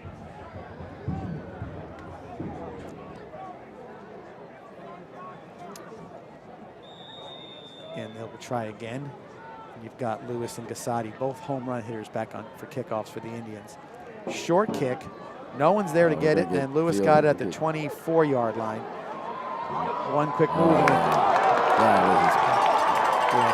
quick. He kicks it out of bounds inside the 30. No flags.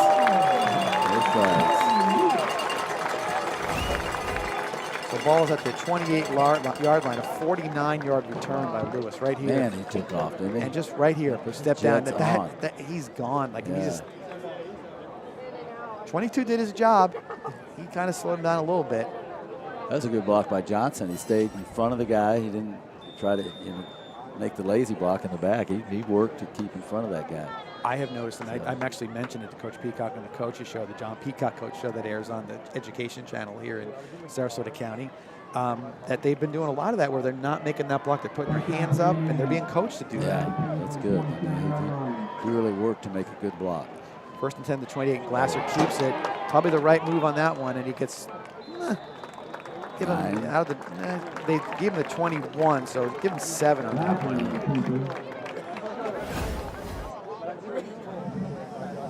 Look at Wilder. Wilder's like, Wilder you thought took he was going to be. He looked like he was supposed to get the ball. Wait a minute. You can't do that. Quick handoff, and that's Wilder breaking tackles. Brought down by number 6. That is Semi Adukunle. I got that one right. Ball is up to the 16-yard after the 5-yard gain. 1st and 10. Again, handoff to Wilder. Again, breaking this, moving people forward to about the 11. Let's give him 5 more. I like the way when he runs, when he's tackled, falls forward. Yep. Very rarely do you see him fall backward. He gets that 1 extra yard every time he goes down. Indians in tempo right now. Again, another handoff to Wilder. Kind of breaks it back up the middle. Good play. Big guy, number 59. And that should be a penalty. Yeah, it should be. We can call it. That is Sevillano. And there was a gain of 1. So 3rd and 4 at the 10. Glasser keeps it. He breaks it up inside the 5-yard line. 1st down Indians. Let's give him 8 on that one. Down about the 2-yard line.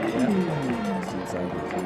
And they're going to come out with their jumbo package. And this is where we saw before on the goal line, where it was Gator Wilder and Macho Jones in the backfield together. Let's see who gets to keep it this time. It's Gator keeping it, and he takes it in for the easy 2-yard touchdown. Gator Wilder, a 2-yard touchdown, and it's answered quickly. That was a good answer. That didn't need that to set tempo again. So Larry, let me give you the plays. There's a short field. Run. Right. Yeah, that's. So that's when you got those backs, you can't go wrong running the ball. I'll tell you. They had a flag. They took the flag off, so we still have a touchdown there. So they didn't even see that flag. I didn't see it because it wasn't one. It shouldn't have been one, I guess I should say. Yeah. Art Kadapani in for the extra point. I still don't know what was the flag for. It must have been maybe some sort of a formational thing, or I don't know what it was, but they picked it right up once they. Al-Ghassadi takes the snap, and that did not work. Not sure that was the play there. I don't think Ghassadi liked that play. That's a big kid that just jumped on top of him. Yeah. 59 is big. Let's see what he. So his stat line 59. That is again on 6'2", 285 pound senior. Sevillano, he's bigger than 285. My opinion. He's a big boy though. He is big. So the extra point was no good. We stay at 21-7 Indians with 2:17 left in the half. Now you just got to play some good defense. We had that point advantage. That's too bad. They get the ball to start the second half, so you don't want to give them a lot of momentum with the double score. We'll call it the New England Patriot plan, Larry. What's that? Because for years all they ever did was score before the end of the half and then get the ball back and score again, and go up 14, and then the game was over at that point. I thought you meant they were going to deflate the ball. Well, that too. Sarka Dapani set the kickoff for the Indians. Another pooch kicking it to the big guy. And he catches at the 22-yard line. So good job by him again. I'm glad he doesn't run it. Heavy devastation. I'd be tempted right there. You mean he could easily get 10 yards? I know I'd have to jump on his back. I wouldn't take him Zarkowitz like, thank God he didn't run it. Yeah, I know. He's like, I don't need that. I don't know how I'd jump on his back. I don't need that headache. So 1st and 10 at the CAI 22-yard line. Cavaclis in the backfield. Is Raymond back in there? Now it's Campbell. And makes a nice move and then brought down by Lee. Yeah, Raymond went off on He that did. last series. Hope there's nothing wrong with it. Hope it's okay. 4-yard gain, gained 2nd and 6 at their 26. Quick snap. Cavacle's looking to throw. Got his man to throw a push off by number 2. Man, I don't know how they didn't see that. He pushed off. And Lester had to make the play. But you watch it. I don't know if you can see it in the replay, but he shoved him. He literally shoved him off of him right there. So there's the push. Got Lester off his tail a little bit. So a 37-yard gain and a first down for the Knights at the Indian 37-yard line. Again, Cavacles with the throw. Wow, that's good tight coverage right Yeah. there. That was good coverage.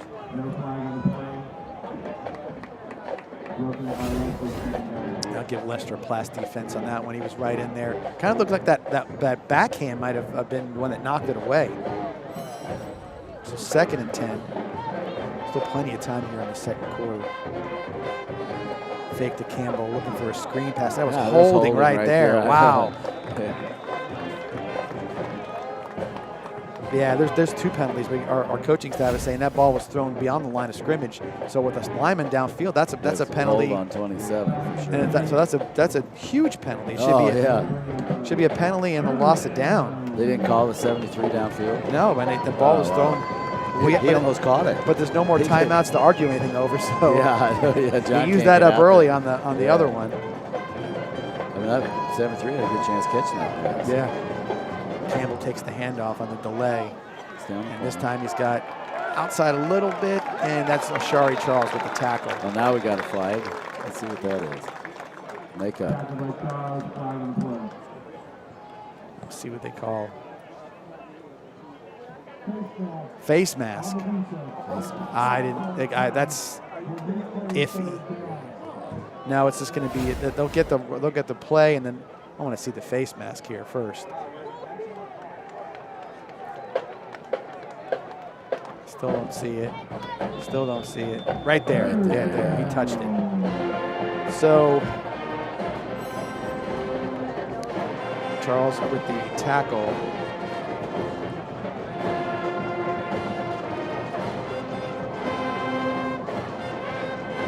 So it is 3rd and 8 at the 35. Quick throw. And Papathanakas, yeah, that's the big tight end. He lines up about the slot. I didn't see where he lined up that time, but it's Kube on the catch. Open. And he picks up 10. He only needed 8, and it's a first down. Who's down? One of their offensive linemen is down right now with 1:05. Here's a quick throw here, and Kube is open. That play, but they were kind of peeking in the backfield, number 2 right there. So. Maybe they're covering the flats. Yeah. Missed coverage because you had 2 over the middle and nobody running to the flats. So 1st and 10 after this injury timeout. They'll come back and be 1st and 10 at the 25 of the Indians. And big guy is getting up.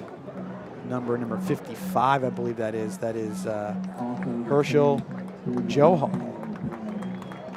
He's a little bit of a limp, but he's making his way off the field. I'm looking at the sideline. I'm seeing if I see Raymond anywhere. I don't see him standing around by the coaches. Maybe he's on the bench. I don't know, but yeah, I do see him. He's on the bench with his helmet off, so he may not be coming back. We'll see. Keep an eye on that coming out of the second half. 1:05 left in the half. Kube switches from the left side to the right side. Maybe that play again with that little sort of 2-man route here. Yep, Kube's try to get to 2. Oh, that's good. And this time it's intercepted. Did he catch it? Oh, he caught it. No, I don't think anybody caught it. Yeah. Wait, wasn't it? Lester went down on top of the ball. Yeah. See if we get the replay here. So this is a great shot of it. Lester's there, ball's in his hands, and the ball comes out right there. Through. And then I think he landed on the ball funny. Probably got the wind knocked out of it. He's probably just upset that he didn't didn't catch that because he had a good chance. So 2nd and 10 at the 25. Leicester stayed in the game. It's Raymond back in the game. And there's a good run, but he looks healthy now. Yeah, he was sitting there on the bench before. Didn't look too good for a little while there. Seed on the tackle. Timeout Knights. You see the replay again. And there's Seed along with. It's like 3rd and 3. What's the 51 seconds? Yeah, so it's 3rd and 3 after the 7-yard gain. And we will take a timeout here, come back and see if the Indians can hold the Knights from any score here going into to halftime.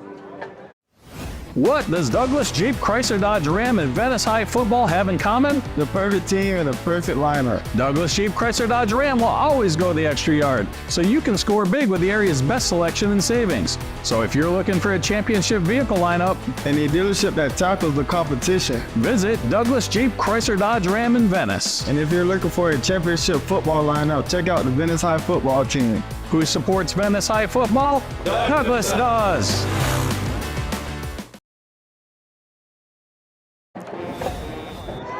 And we're back here at Powell Davis Stadium. 3rd and 3 for the Knights. Raymond in the backfield with Cavacles. You'd think they'd have to go for the first. They still got timeout now, so they got to go for it. Quick throw and dropped. Oh, that was Kube. He had the first down and he dropped it. So brings up 4th down. 4th and 3 at the 18-yard line. The Indians. Yeah, ball's right to him too. Tanakis comes off the field. I think they've switched him out for maybe another defensive linebacker or something. Let's see. Oh, he took. That's it. He took a knee after the ball was a low snap. So. Man, that's a weird way to end the half. Yeah, that now I want to see the replay on that. That was really strange. And he just took a knee. It looked like he was taking a knee. But he instead of picking up and doing something, he just took a knee. So. Not sure what to do there. There's no flags or nothing. It doesn't look like. We'll just run the clock. 7-yard. And the guy who got there. I'm still confused, John. I have no idea what that was all about. So let's see if the Indians try to do something here with the 42 seconds left they have in the half. Yeah, I think they are going to do well. They're going to go Wildcat. Yeah. So from the 25-yard line, 1st and 10, Wildcat. Johnson and Wilder in the backfield. Wilder keeps it, breaks 1 tackle, and takes it up to the 33-yard line, gain of 8. 2nd and 2 at the 33-yard line. Indians, no timeouts left. Yeah, they're hustling, but they're not trying to go too fast, obviously. So they line up with 20 seconds left in the half. Glasser looking, and he throws deep. He's got Casati. Oh, he dropped it. That was a unbelievable throw. That was a unbelievable really throw. Yeah, that was really a good pass. I mean, he had somebody there, and he off his back foot just makes a great throw. On 45 yards, right in stride too. Now what do you do here? There's no time. They got 1 timeout. You got 13 seconds. I think you got to run it on 3rd and 3 here and let them pull a timeout, and then you can punt it down the field and be over with the half. Wilder on the handoff, and he gets the first down. Still running. He's still running. And he fumbled the ball, and we got it back. So fortunately enough, with the extra effort, it's great there's the extra effort on that one, but you kind of don't want to make that risk. You got the first down. You had what you needed.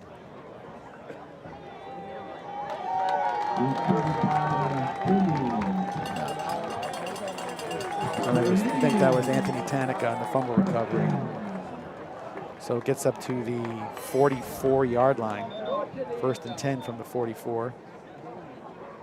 An injury timeout for the, looks like a cramp this time, one of the Knights. Yeah. And we'll stay here with 3 seconds left. So what do you do, Larry? You just everybody go deep and hope for the best? I think you can get it there. I don't see any reason why not. The last 2 plays where you'd think that they would put a couple guys deep, they didn't. I was looking at their defense. Their safety was still only about 10 yards deep, 8 to 10 yards deep, and they were covering tight on the outside. So So we're leaving anyway. They're going to wind the they clock just because they wind would. the clock. Okay, so that's that. So there is no extra play. So with that, 21-7 at half, we will leave here. Or not leave here. We'll actually turn our microphones off and give everybody a chance to watch the band to perform their halftime performance. So enjoy the Venice High School Marching Band, and we'll be back here in about 17 minutes. It's Maverick for our friends at Tommy's Express Car Wash. You won't find a better wash than at Tommy's Express. 3 minutes in and out to save you time. With Venice now open, Tommy's now has 8 convenient locations in the area and many more to come. Join the Tommy Club here and you're a member at them all. Text the word WORKS to 52884 and get a free Works wash. Good luck this season and go Indians! Tri-County Land Development, servicing the Charlotte, Sarasota, and Manatee areas for over 19 years. Quality workmanship in residential and commercial site development ensure that what you need is done right the first time. Tri-County Land Development.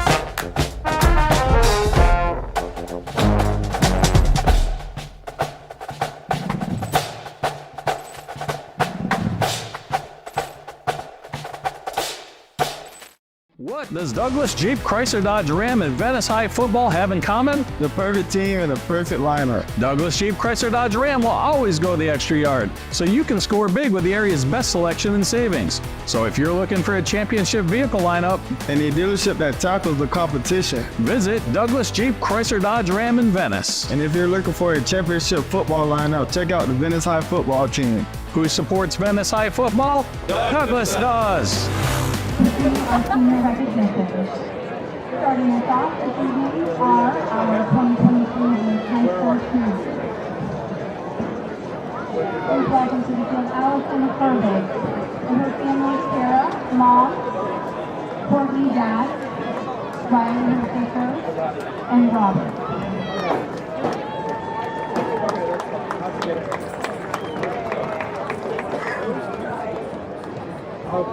And apologies for everybody. I meant to say that it was senior night, and it was going to be the cheerleader seniors and the band seniors, and the band will perform after the game.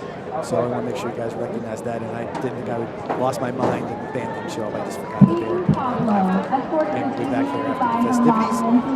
Dad Adam, stepmom Ashley, stepdad Scott, Joy, her grandma, Sydney sister, Tyler and Preston, her brother.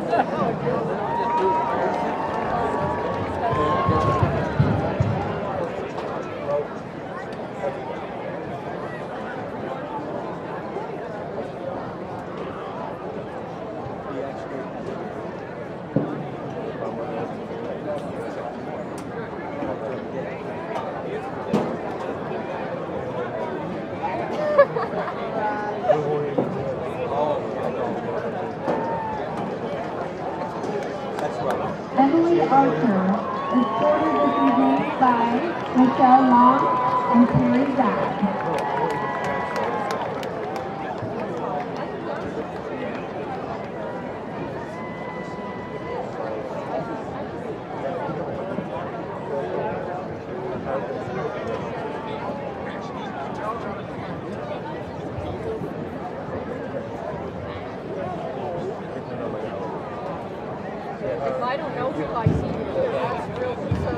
Annalie Curry, escorted this evening by Mom Heather, Dad Tom, Stepdad Joel, brothers Tex, Jack, and Jay.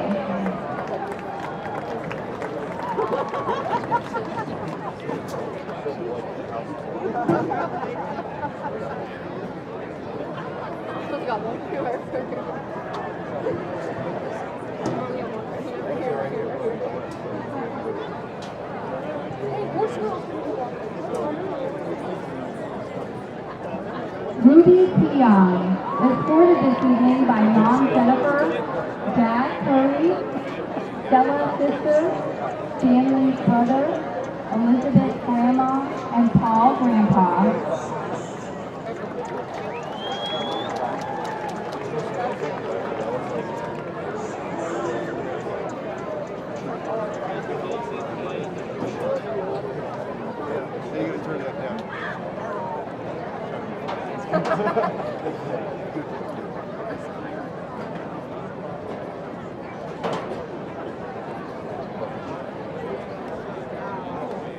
Shelby Welch, escorted this evening by Mom Jane, Brother Brett, Brother Cameron, and Aunt Paula.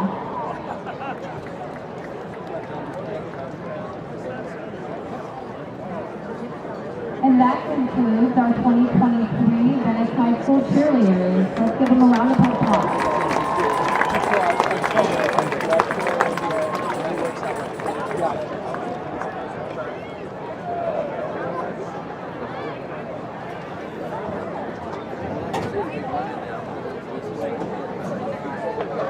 Next, we have our Venice High School marching video.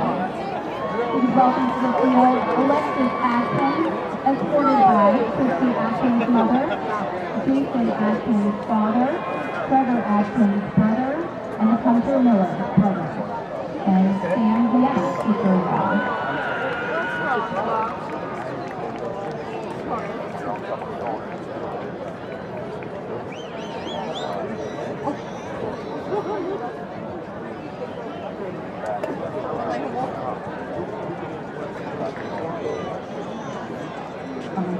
Anna Bluebon, escorted this evening by mother, Krista Bluebon, father, Scott Bluebon, sisters Jenny and Sarah, and Uncle Tom Jack, and Aunt Melissa Jack.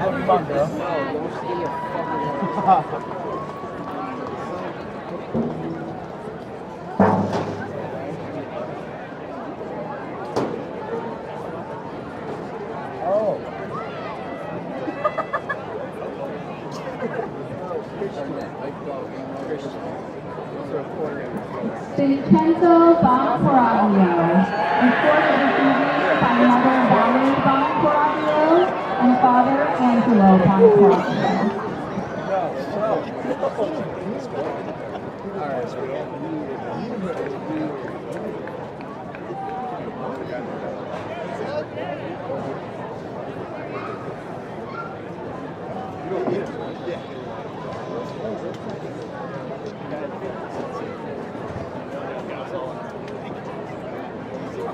Sean Burns, escorted this evening by mother Maureen Burns, father John Burns, and girlfriend Zoe Smith.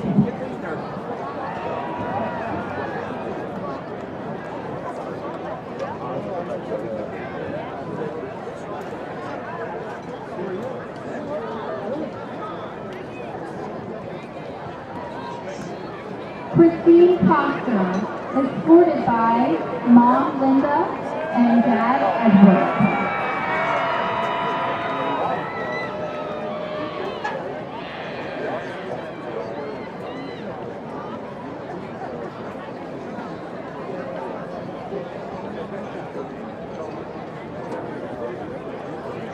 Cole Duncan, escorted this evening by mother Kim Duncan, father Josh Duncan, and brothers Noah and Austin Duncan.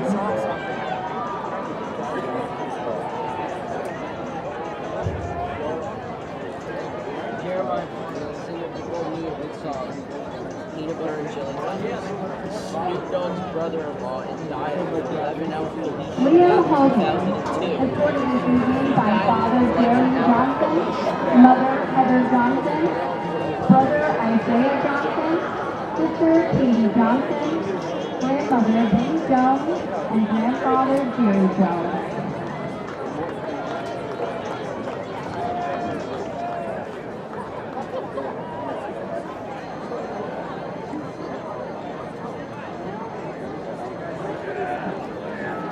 Mark Lyda, escorted this evening by mom Kathleen Lyda, dad Mark Lyda, brother Adam Lyda, sister Katie Lyda, brother Andrew Lyda, sister Emily Lyda, and brother Christopher Lyda.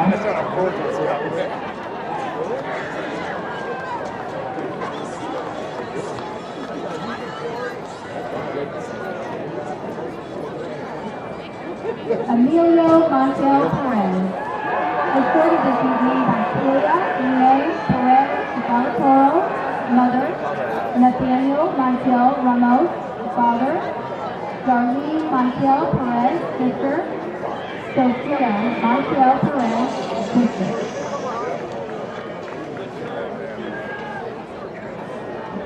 Alex Patakis, escorted this evening by parents Laura Patakis and John Patakis, John Patakis' brother, and stepfather Jim Lithgow.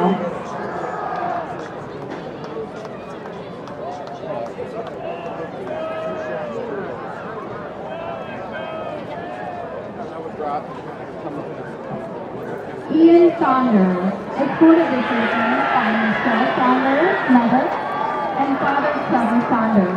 Sit down forward. When I find out. Yeah, so one's going out.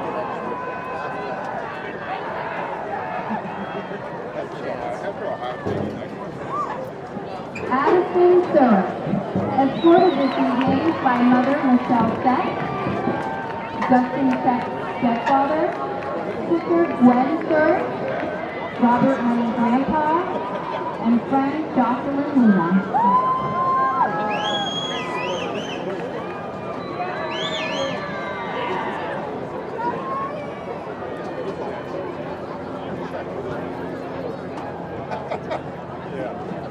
Ryder Stewart, escorted this evening by mother Michelle Stewart and father Josh Stewart.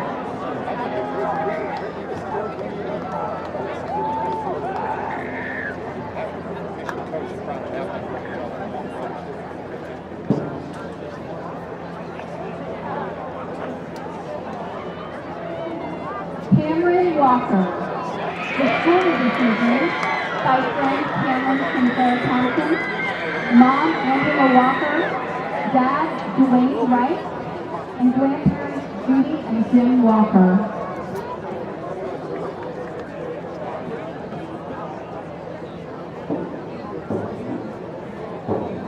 Jacob Waller, escorted by Susan Waller, mother, father Blair Waller, sister Julie Waller, and grandmother Linda Spear.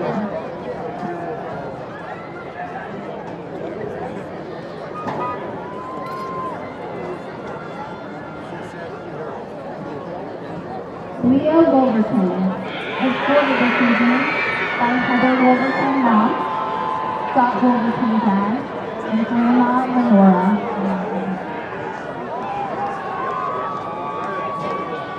And that concludes your 2023 Venice High School Senior Marching Band.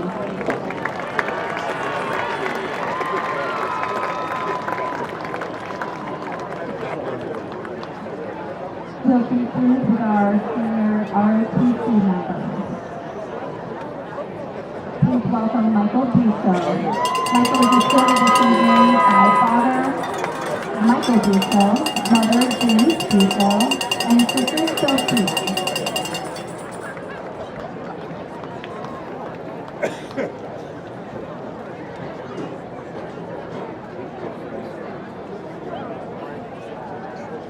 Joseph Dalton, escorted this evening by mother Crystal Dalton and father Joseph Dalton.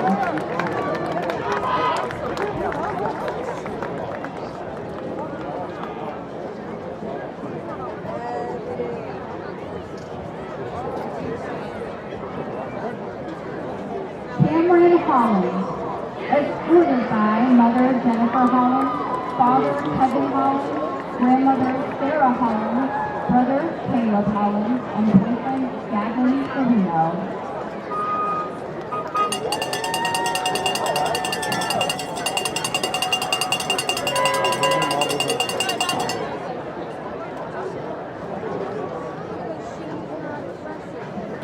Colin Love, escorted this evening by Aunt Ellie's mother and father Eric Love.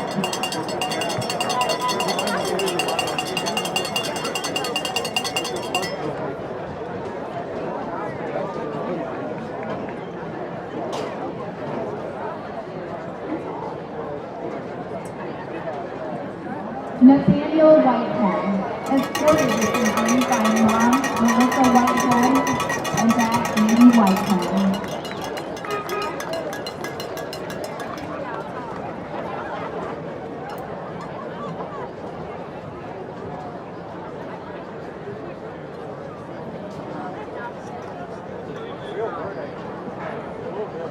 Riley Butler, escorted this evening by Father Sean Butler. And that concludes your 2023 Venice High School ROTC. Congratulations to all of our Venice High School teams.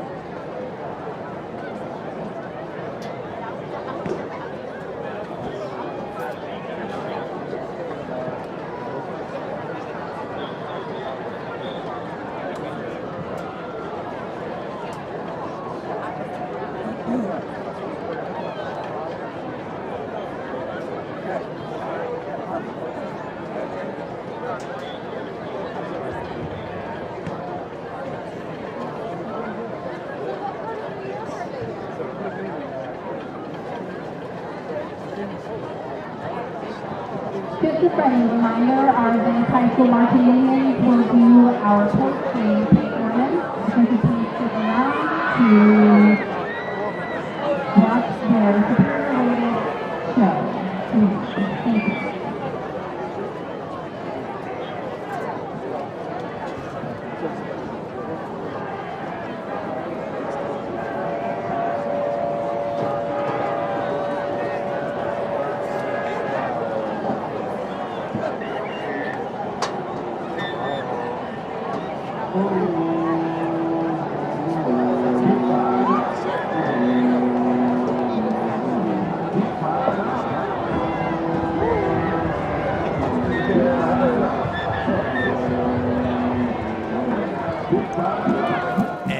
Back after the introduction of the band and ROTC and cheerleader seniors, and congratulations to them for getting ready to graduate high school. It's open. That's and right. Then on to bigger and better things. Speaking of bigger and better things, let's talk some stats. Let's do that. You work hard on those things. We need to talk about them. Lots of plays. Yeah. So, we were talking about before the half of how many plays there were. CAI ran 45 plays in the first half. That's NFL-esque. That's a lot of plays. Yes. And we'll give them their stat line first. 24 carries, 127 yards. And then on the passing side, 10 for 21 for 114 yards, 1 rushing touchdown, 1 INT for the Knights. As far as the Indians concerned, rushing 30 carries for the Indians, 193 yards in the first half, 3 touchdowns. Led there by Gator Wilder, 14 carries, 82 yards, 2 touchdowns. Alvin Johnson, 9 for 69. You had Jaden Glasser, 5 for 23, and you had Carl Lewis, 2 for 19, and a touchdown as well on the rushing side of things. Pass-wise, you had Charles Lester, 0 for 1, threw out of bounds like he should have. Yes, he so did. We'll count him in there Good for pass move there, stats. Charles. And then as far as the passing in the second, and from there, Jaden Glasser, 8 for 16, 91 yards, and an INT on the deflection on the 4th down throw. Right. As far as receiving is concerned, Ryan Matulovich, 1 for 12, Jace Barksdale, 2 for 32, and Zakar Lewis, 5 for 47 to round out the stats in the first half. Outside of the fact that there's some rushing, the defensive side deserves a little look at it.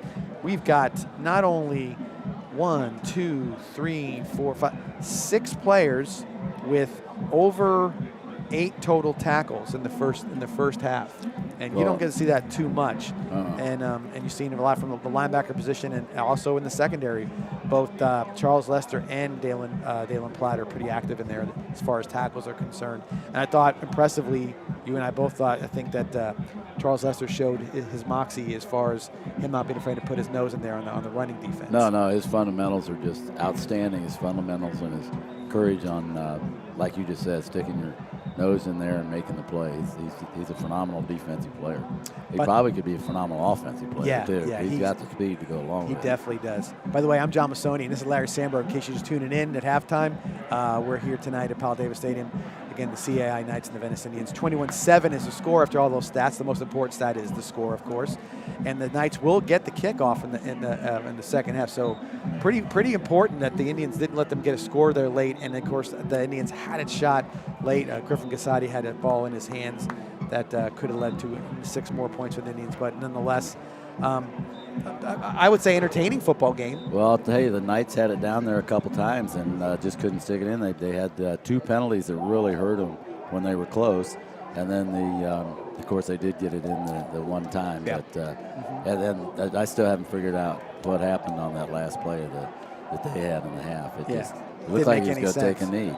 Well, he got a low. 4th and 3. Right. Yeah. And I think what you're saying, Larry, is this. It's a quarterback, and it's happened a few times, over the year, different teams, different situations, where the ball hits the ground and you're probably been told as a coach, right, don't do this because you don't want to mess it around and kick the ball around. We'll take our lumps and go 2nd and 14. Right. Well, that one is 4th and whatever, and you're trying to score it for the half. You got to do whatever it takes. And you're dealing with high school kids too. Right. I've seen kids throw the ball out of bounds and when it was 4th down to stop the clock. I mean, you're going, whoa. So, yeah, they're high school kids. They make mistakes. Yeah, and like you said, you lose track of things. You rush, and you're not hearing what the coach is saying. Coach might be screaming, no, don't do this. Right. And then they'll do that sometimes. So, yeah, it is what it's sort of it's part of the beauty of high school football. You got kids that can make spectacular plays, look like, and then next thing you know, a mental lapse or something a little funny goes sideways on them and they make a mistake. So with that, hopefully we'll stop them up. Yeah, we'll stop them quick and get the ball back. It's important that we set the tone. That guy right there is another Hall of Famer. I'm the only one who's not a Hall of Famer in this place. It's Brian Wheatley, volleyball coach, and Brian has very nicely on his part and very helpfully has come in to step in to be the PA announcer tonight. When I took over the athletic director's job, he was the first one I recommended as a head coach. That was the first coach that we actually hired while I was the AD. Did you expect him to see him in the press box of a football game 30 years later? I didn't expect him to see him after the second year. Brian, glad he can't hear us. Brian is on an unbelievable streak right now. I think 23 districts in a row. He unfortunately, the Venice volleyball team lost on Wednesday night, I believe it was. 3-1 to Plant. A very good Plant team. I mean, they were outstanding. Yeah. So again, so Brian again is being a good Venice Indian and helping us out here tonight and doing a wonderful job. Arco DePonte ready to put his foot to the ball and again to the big guy. Now he's showing off, catching it with not even against his body anymore. He's getting bored with it. It's not a bad play. They're not, they're getting 20, 25-yard line, no run back. You almost like you're saying, if you're going to keep him out there, we're going to kick it to him. You're going to get no returns. Yeah, you know what I mean? And Acropani doesn't kick it into the end zone very often, as we all know. We've highlighted he kicks it to the 10, to the number 10 exactly. The number 10. He does. So there you go. So 1st and 10 Knights at I think they mark it right at the 20. So they're at their own 20-yard line. See what they come out with. They got looks like Raymond and Calvacleese in there. Raymond with the handoff. Breaks through and makes a nice run. Chopped there by Eli Seed. Give him 6 on that one. And he does, again, he's another guy, falls forward. You know what I mean? He's hit about the 23, and then he drags somebody for 3 more. So Seed did a good job on that. He's definitely outsized. And there's Raymond with that sort of that delay handoff. Gets another 5 yards, brought down by Daly and Jones. Doesn't look like there's anything wrong with his leg. He went limping off for one time, sat on the bench for a while, and he's running pretty good now. So 1st and 10. Oh, nice play. That's Judson on the play.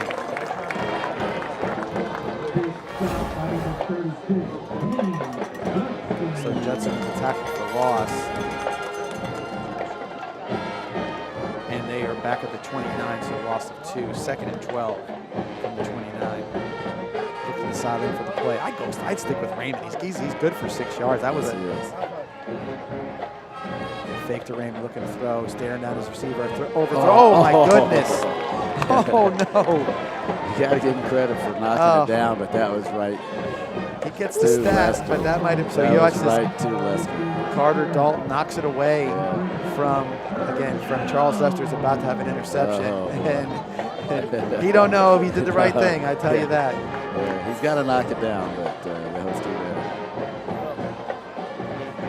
I guess you'll laugh at that later if everything goes your way the rest of the Yeah, half. exactly. Again, have a good throw, quick throw, big tight end, number 7, brought down by Carter Dalton again. It's Kube, go to the 38, gain of 9, brings up 4th and 3, and they're hurrying up. We'll go on. Try to draw us off sides. No, I mean, the ball was spotted, and Charles was back, that they could have maybe caught him, offside at that point. Oh, timeout. Timeout, Knights. We'll take our first timeout in the second half. Come back here and see if the Knights do go for it or if they punt. Back after these messages. It's Maverick for our friends at Tommy's Express Car Wash. You won't find a better wash than at Tommy's Express. 3 minutes in and out to save you time. With Venice now open, Tommy's now has 8 convenient locations in the area and many more to come. Join the Tommy Club here and you're a member at them all. Text the word WORKS to 52884 and get a free Works wash. Good luck this season and go Indians!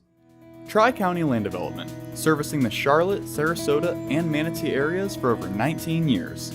Quality workmanship in residential and commercial site development ensure that what you need is done right the first time. Tri-County Land Development.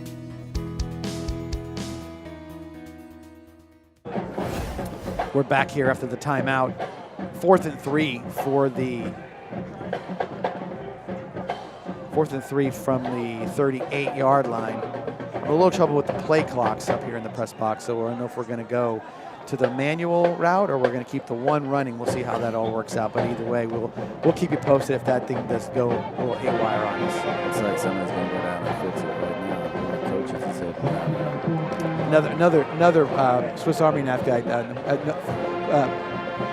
I have to say this, affectionately known as Nebraska Dave. That's Nebraska right, Dave. yeah. He's from Nebraska Dave has been mentioned before on this broadcast when he got knocked over twice on plays on the sideline. I saw that game. He lives in Northport. That's okay. So it's turned off. I'll give you a little running commentary on this. It kind of puts them. Turned it back on again. 40, 25, 40. And running simultaneously. And they are. And what do you know? Good job, Dave. Nebraska Dave knows how to plug things out. Way to go. go. Dave. There we go. That's we set up for 25, and we're off and running.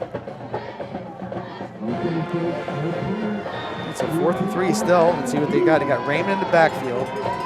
Quick pop, fake handoff to. Raymond's gone. Wow, he is gone. So big start to the half for the Knights. Again, it was like I don't know what happened there for formationally or what it did, but I'll see that on the replay, Larry. But that was one heck of a play. We blitzed, and there's Lee getting blocked, and there's Seed getting blocked, and everybody got blocked, and there was nobody there. The formation took the safety out of it because he was on the cover and the other guy, and it was just a great play call. That's what I say, just a great play call. 62-yard touchdown there run by Raymond. We got number 47, that is Galantini, in for the extra point. Big extra point now. Yes, it is. He lost the advantage. Looks like he got it. So extra point is good. Like so with 10 minutes left in the third quarter, your score now is Indians 21 and Knights 14. Well, before the game started, we both kind of, I said maybe some offense would be back and forth. I said that CAI has only had one game where they've been outside of one scorer in the game, so they keep it close. They run a lot of plays so far. Their offense is balanced, or at least the running game is really good. I'll give you that. That's got to put Raymond well over 100 yards now in this game. I know they won the game late against Riverview too. Yes. So no quit in these guys. And again, we talk about this is the 10th game of the year for them. And I mentioned I thought maybe they had some sort of a playoff system for some of these teams that play outside the FHSAA. Right. It may not, because this is it. If this is the case, they're going to give everything tonight. This is their last game if they don't have a playoff system. But I don't know what their system is. I don't know how many schools are structured this way. Obviously IMG is, but I don't know if there's any other schools in this area that I know of. I hadn't heard of them until 2 years ago. Right. And I'll tell you the truth, it probably isn't, because they play a schedule that has. They got it. They got it.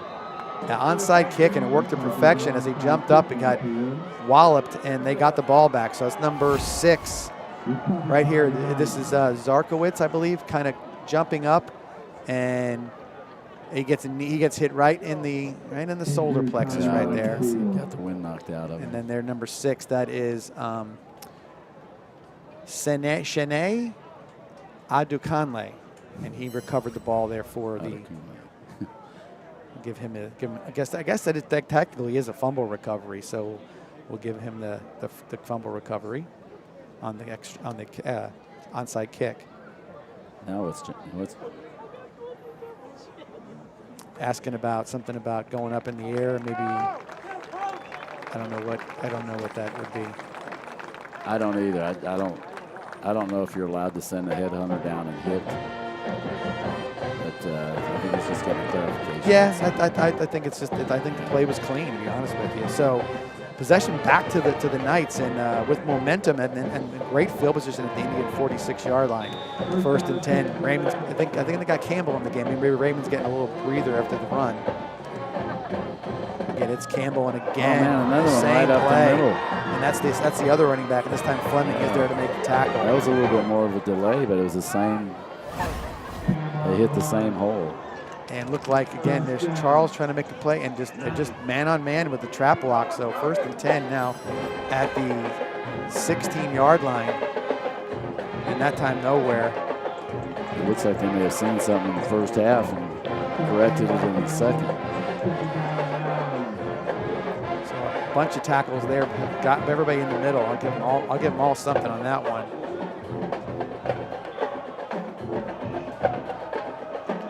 Quick throw out to Kube. He's open in the flats, brought down by Seed. That's a good catch that time. He dropped the last one too. So now the ball is down to the 6, a gain of 11, and a first down. First and goal at the 5-yard line. Hand off to Raymond, and he's going to walk in the end zone. Yeah, there's just tackling was bad on that. Indians are on their heels. Our alignment isn't too good right now. I don't know what's going on. Why the middle is so wide. They must have done something formationally to them. Here's the first run again. He's over there. There's a big old guard is handling our middle linebacker. Yeah. 5-yard touchdown run for Raymond, and they are now within an extra point of tying this thing up.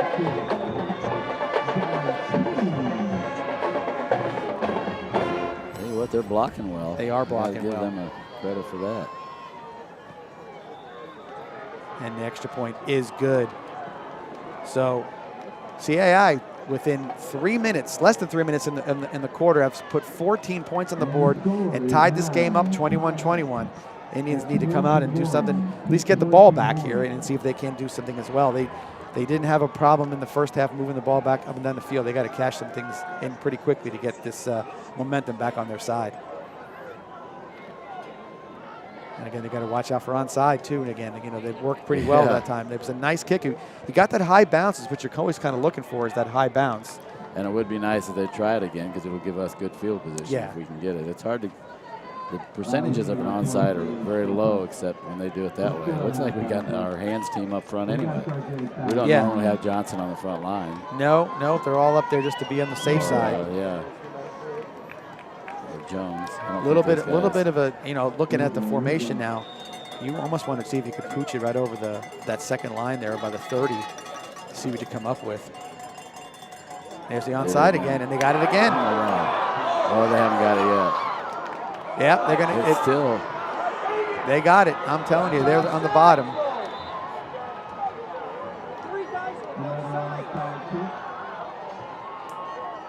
Yep, they got it. No doubt about it. There was no problem with that. That's number 13 on the play. So now the Indians are really in a tough way. I know what we'll be practicing this week. So right there, there's your, again, it's a great bounce. I mean, just a phenomenal bounce. And then they come and get it. We knock it down, and then it sort of comes to sort of this scrum, and ball is bouncing around. It just gets shot out of there. And so Football first and takes 10 bounces. at the Indian 32-yard line. They're a little confused. And they snapped the ball, so it can't be a no play because they're bringing somebody in the field. There was a whistle before the snap, though. Okay. I could hear a whistle before the snap. So they did not blow it in, I guess is what it was? I'm not sure. So they didn't blow it in, and so they get a reprieve on that sort of that weird snap. So again, first and 10 at the 32-yard line. And they're going to run that same play, and this time they missed the tackle on the backfield. Now Raymond's getting chased outside and gets back to the line of scrimmage after it looked like he had about a 4 to 5 yard loss on the play. So Daly was in there, couldn't make the play, and then it was Platt and Judson on the tackle. Second and 10. Send Kube out there to the right. They beat us so bad. See, they're spreading us out. That's what they're doing. They were trying to get that up the middle deal right there. Got somebody open and overthrows him. That was 5. That was Sims. That was open and just quite could have overthrown him a little bit. So he kind of got between the safety and the corner on that coverage, trying to squeeze it in there, just threw it over his head a little bit. That was a nice play. That was probably a good call, but I still think it's they've been killing us up the middle.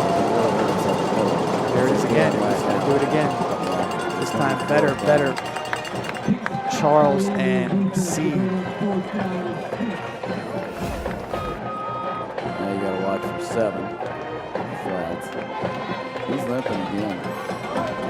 Who Raymond is? Raymond is limping again. Maybe he's just tired. Yeah, it could be. He's run some sprints this year.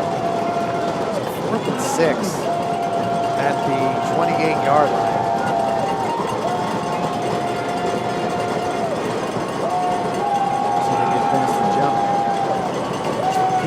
Brian Willie trying to get the crowd cranked up, and they do have it pretty cranked up right now. There's a snap. Quick throw and overthrow. That was that.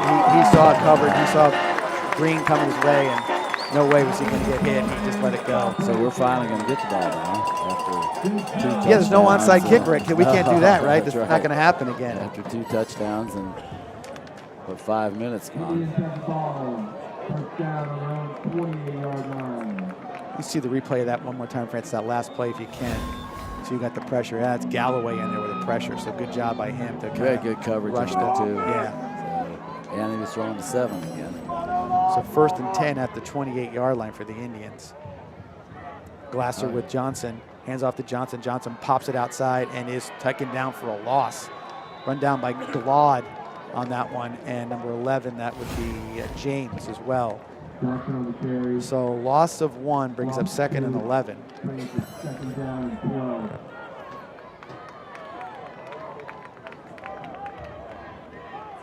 Still Johnson in the backfield with Glasser. And they are blitzing like crazy. And this time Matulovic got it. And he's got some room. He's got the first down.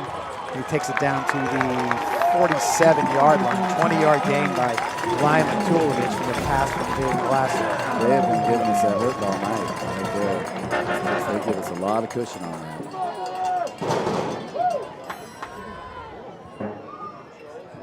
Then Johnson on the carry, cuts it back. Sort of a counter play. He kind of lost in the shuffle there. No gain. 2nd and 10. So you see, like I said, they're coming all out on the run and the pass. And if they're going to be that far off, that pass to Ryan Matulovic was there, but if it was to Carl Lewis, that might have gone to the house. Yeah, you're right. Let's see if they throw that. Play call sent in by Mr. Clay Burton. Fake, run, Glasser. He got about 3. So now his helmet came off, so he's got to go out of the game. So they bring Wilder in. He was kind of complaining like they took it off his head. Yeah, Wilder's coming in. Yeah, he kind of took it off his head. Wildcat.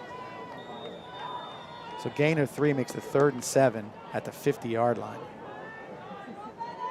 I'm going to guess this will be 2-down territory for Coach Peacock.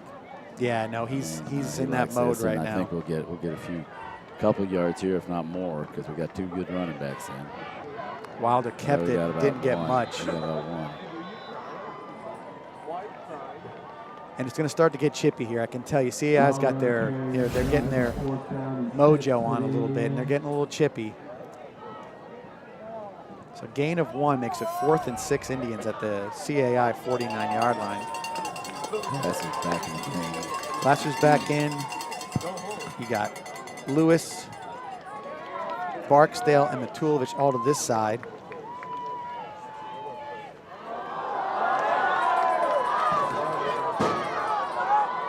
All right, we got to make sure the play clock that they didn't call it. 5, 4, 3, 2, 1. Quick throw. Great catch, Jace Barksdale. God. Get your Stay first in down. bounds. Get your first I down. mean, stay. There you go. Good stuff, man. I was afraid he's going to start Yeah, coming I back. did too. I'm like, stay in bounds. I'm like, no, go forward. Yeah, I'm trying to that's say. right. So first down Indians. Down to the 30-yard line. Sort of casually marking it. And we got timeout, for a water break? Timeout, water break. And we'll catch our breath and call a timeout here for us. Be back here with the rest of the 3rd quarter in a minute. What does Douglas Jeep Chrysler Dodge Ram and Venice High football have in common? The perfect team and the perfect lineup. Douglas Jeep Chrysler Dodge Ram will always go the extra yard, so you can score big with the area's best selection and savings. So if you're looking for a championship vehicle lineup, And a dealership that tackles the competition. visit Douglas Jeep Chrysler Dodge Ram in Venice. And if you're looking for a championship football lineup, check out the Venice High football team. Who supports Venice High football? Douglas does. Tri-County Land Development, servicing the Charlotte, Sarasota, and Manatee areas for over 19 years.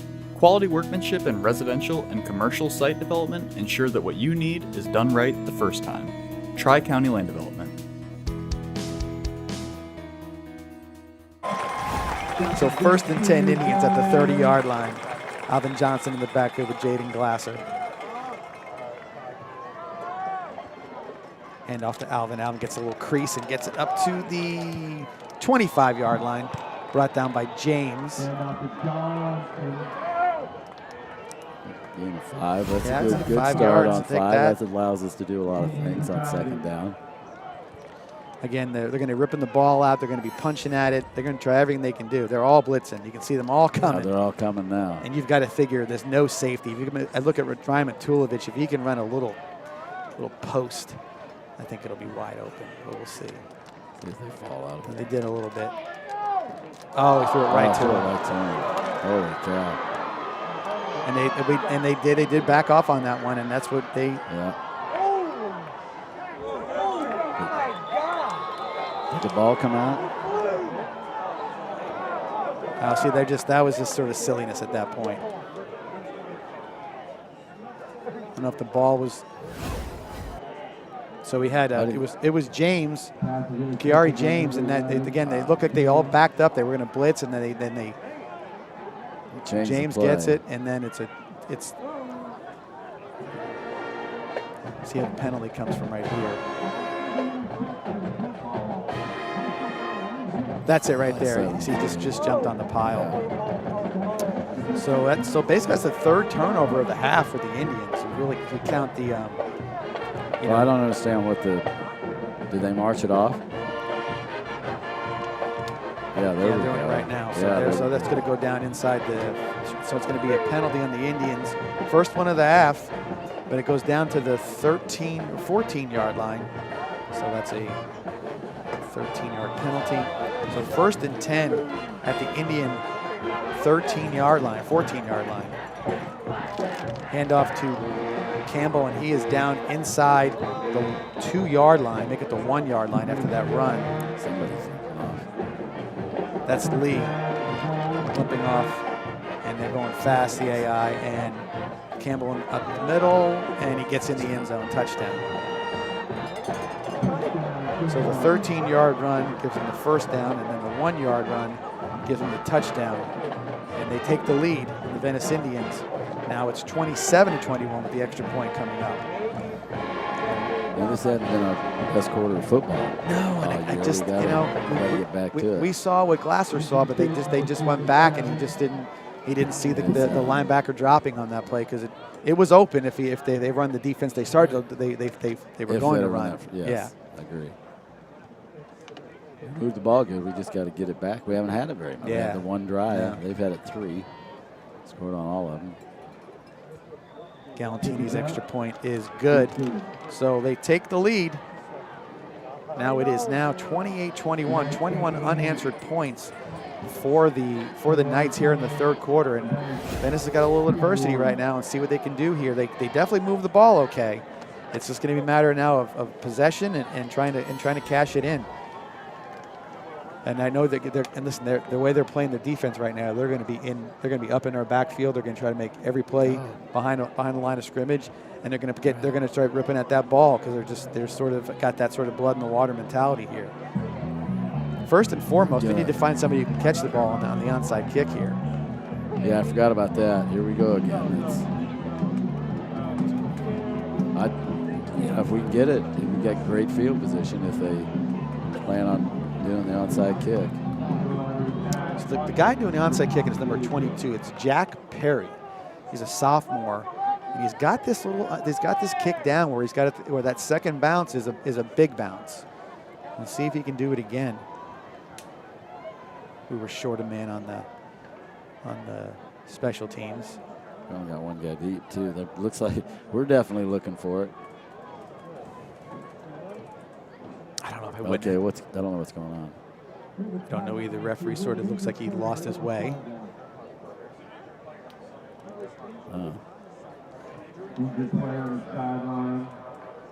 Is there an injured player? Is it an Indian? I can't see. There's somebody in the way, so I'm not sure what it is. There's a tent in the way. There's a tent in the way and a TV. Yeah. Kick it to Lewis. Takes it at the 22-yard line. Breaks it out. And he is slung down at the 35 after a 13-yard return. We still got good field position though. Yeah. So that'll help. We moved the ball good last time. Just made the mistake. Yeah, I totally agree. Just the one mistake, and you're sort of at 7 points again. So and defense still hasn't made any adjustments, Larry. They're still ripping off some good chunks of runs on here. So see if that shakes itself out as well. Like you said, they're gonna try to take away our run. They are all on the line of scrimmage right now. Wilder in the game at running back. 1st and 10 to 35. And they're not even running the conventional defense. It's just, again, they got guys all over the place. They're just going to send whoever they're going to send. Wilder on the carry, stopped in the backfield or on the line of scrimmage that time. That was 33. That's Erhert, I should say. No gain. 2nd and 10. I think it's kind of hard to figure out who's going to be your blocking, when they're sort of standing around just coming at you from different directions. Yeah, we better figure it out.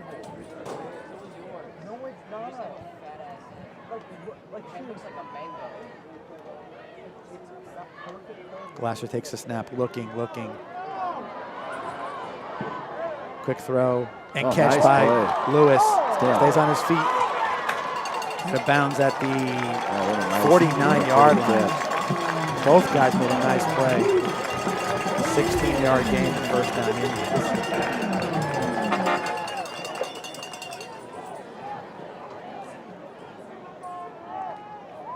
Even the coverage is weird. It's all over the place. Yeah, they're kind of. Wilder on the carry. Breaks up. Got some room. It is runs it out. They've got to have. I'm sure their defense knows where they're going. We don't know where they're going. I'm sure they know where they're going because we get more big plays if they were out. Yes. So ball's at the 35-yard line. First and 10 Indians. 2:31 left in the third quarter.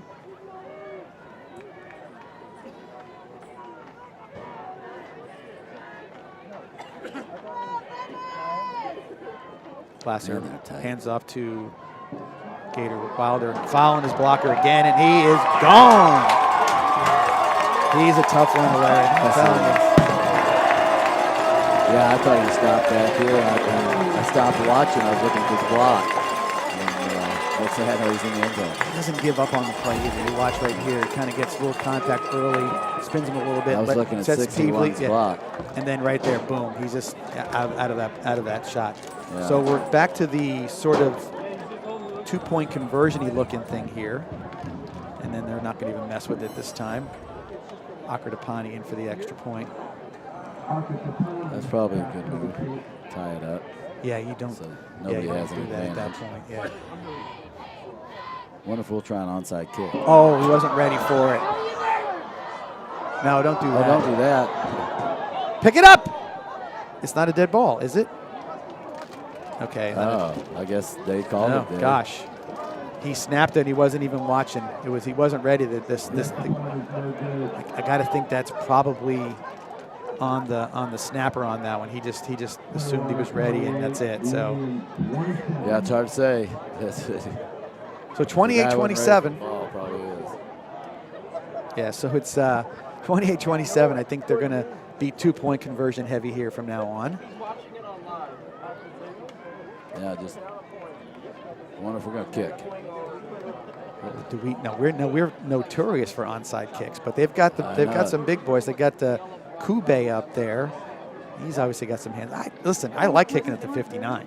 Yeah, I do too. I like setting them back a little bit, make them run a few plays. I think at some point in time, I think 59 is going to get tired of onside fair catching it. You can try to run it back. The trouble is being that big, you deliver some blows, but you take some too. I mean, it's just. Especially guys coming down fast at you like that. Oh, yeah. Knees, hit you in the gut, the whole deal. Akradapani kind of, I don't know what he was doing there. He's faking them out. Something was happening. He kicks it deep over the head. Great kick, touchback. Yeah, good play. I haven't seen him kick on that. Was there a penalty? No, that was he just got a hold of that one. So Jessica's getting a little excited up here. she's going gung ho. I'm covering my mic. She left the sidelines to come join us up here for our third quarter festivities. So again, still 2:21 left in the third.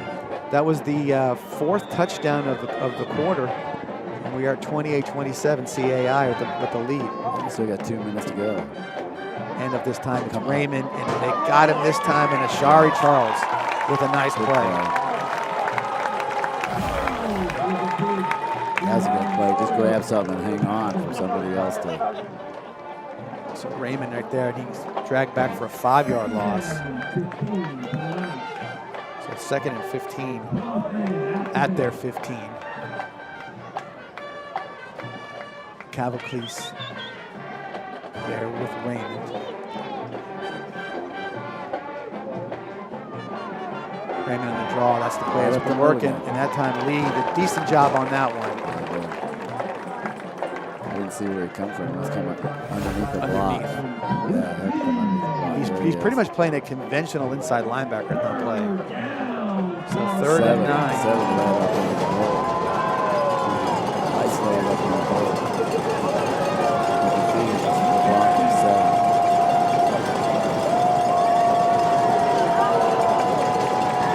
To Raymond, looking to go deep. short. Kind of a weird looking throw. Came out of his hand funny. I didn't really know who he was trying to throw it to. He kind of came up that short. So that was a good hold here. We should get good field position, go down and score and change the momentum of this game. See the ball, how the ball came out of his hand, like it came off the back of his palm or something. Like it was almost tipped, but it didn't look tipped, but it came out like it was tipped. This is Galantini on the 4th and 9. Kick. Short, high kick. Takes a heck of a bounce. Oh, here we go. And Lewis gets it at the 35, and there he goes. He's like, I'm going to outrun you to the corner. And he does. He does. And he gets up that way, and he's now getting the open field. He gets it to the 42-yard line. So 18-yard punt return by C.J. Lewis. It's dangerous to do that, but there was nobody around him. It's hard to believe that they didn't cover that any better as slow as that. Actually, that was a 23-yard return. He sized up the guys like, I'm faster than 52. I think I'll go that way. Yeah. That's exactly what he did, too. He said, they're going to need to cut back on 52. So 1st and 10 at the CAI 42-yard line. This would be a nice momentum gainer back here. The touchdown they gave you a little bit, then the extra point kind of took a little bit away, so we can capitalize here. Alvin Johnson in the backfield for his series with Jaden Glasser. Again, they got Lester out here, and he's getting a nice cushion as well. He jumped. That's 5 on us. That kind of stays still. So 1st and 15 takes it back to the 47-yard line. It's almost like that's the norm. Yeah, just a little jittery. Yeah. We don't start 1st and 15. We don't know what to do. That 1st and 10 stuff. We're comfortable with this. Yeah, exactly. Again, I think they were going to throw, and I see Lester with, again, he's got a 10-yard cushion. Let's see. Oh, no. Oh, Barksdale with a heck of a play. Oh, my gosh. Yep, great. When he threw that ball, I saw that kid coming up. And he snatched that thing right out of the air. That kid tried to jump it. The CAI defensive back tried to jump it. He missed it. Barksdale made a great catch. Great arm strength from the hash over to the other side of the field. He got it there, and just that close. And Barksdale took it away, and off he went. And again, there's Lester again with his hands up to say, I didn't block him in the back. Right. So good job by him. I think we're going to go for 2 here, Larry. Yeah, we are. We're not going to shift out of it. That's a good move because you got to get it to even at this point. Exactly. So Wilder and Macho Jones. Wilder keeps it. Oh, he's going to throw it. Going to keep it, and he runs it in. There you go. He ran it in. He could have run it in the beginning if there was nobody there. He was like, what's he doing? Exactly. Oh, now we got another penalty. Flag on the play. It's in the end zone. It had to be a late hit. It's in the end zone. Something. It's got to be one of those personal fouls. One of each down. And just right there, he runs it right in nice and easy. So 2-point conversion. Something happens right here. I got the feeling it's dead ball, personal foul. Yeah, that's what I thought. I thought it was on there. That kid came down. So now this is where you start thinking about an onside kick. Exactly. So we'll see if that happens. We're going to have good field position here on the kickoff, so it's not a bad idea for the onside kick. Well, we talked about the first half being long. Now we're talking about the third quarter being long. There's been a lot of big plays this quarter. Absolutely big plays. It's not just the 4 or 5 yard gains. There's been big plays.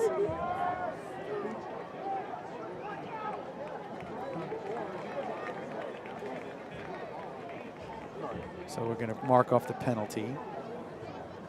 See, there'd be no. If you get 10 yards, so that'd be 35. That's about where we've been getting back to the 25. There's no real advantage kicking it in. They put the hands team out. They got the big guy, the returner, 59, is at the right. He's the hands team. He's part of the hands team. No kidding. So we'll see what we got here. I saw him warming up before the game. He looks like he's like 30 or 35 years old to start with. Got a big old beard. International, you got to check those birth certificates. Yeah. The big guy came up and tried to get it. We got it. Looks that way. Looks like Corbett's the one who got it. Yeah, it was Corbett, Malachi Corbett. Watch the big guy. He's coming in to block somebody. He after the kicker. And that's then, what it is, too. I wasn't sure that I was afraid that we touched it before it went 10 yards. And apparently we didn't, at least by the officials. So that's 3 onside kicks tonight that have been recovered. Now, when was the last time? You don't see that in a year. You never see You don't see that in a year, and we've had 3 that's been recovered. So 38 seconds left in the quarter. We get the ball back. We're at the. There can still be 2 more. 33. We can get 2 more scores in. I think so.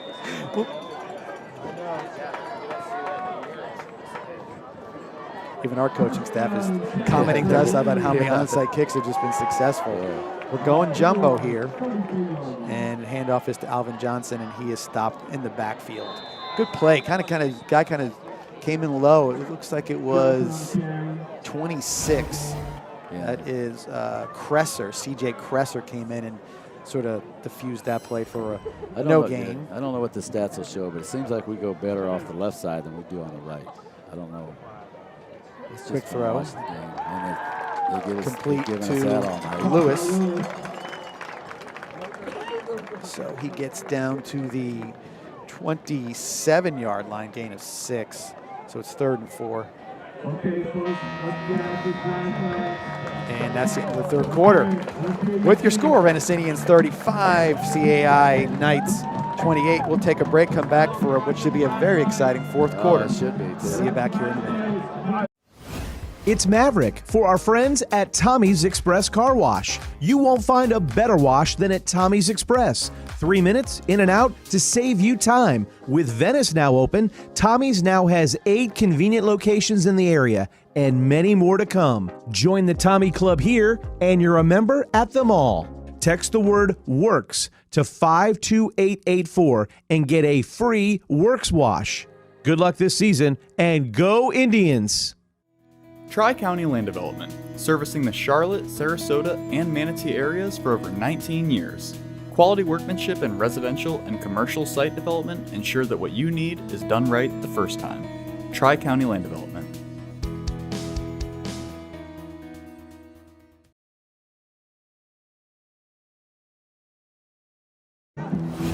And we're back here being serenaded by Tom Petty and Brian Wheatley.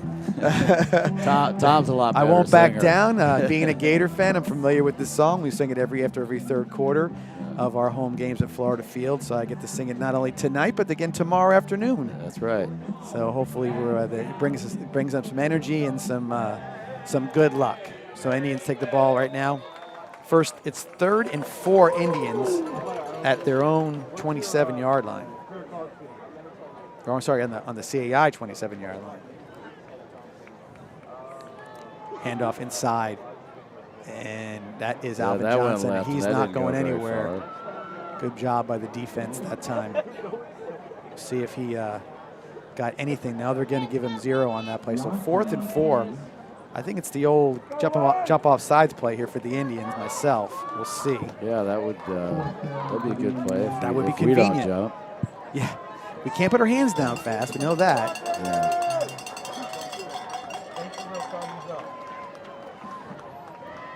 Do you look to Barksdale again?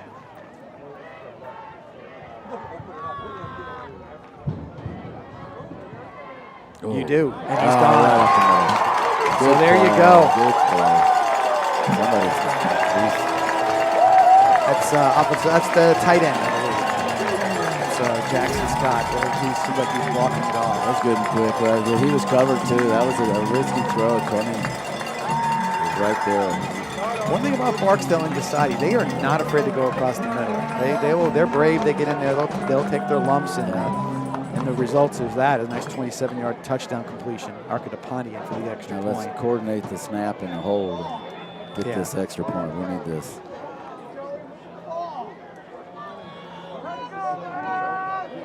Oh man! He just jumped over the stack. I want to see this. I can't believe he I don't know wasn't if you can offside. do that. wasn't offsides. He just squeezed himself in there. So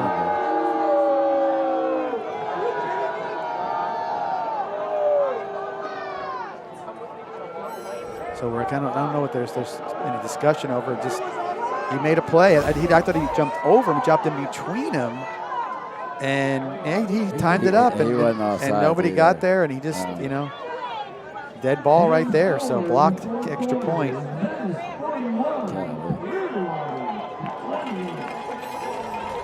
So CAI gets the kickoff here.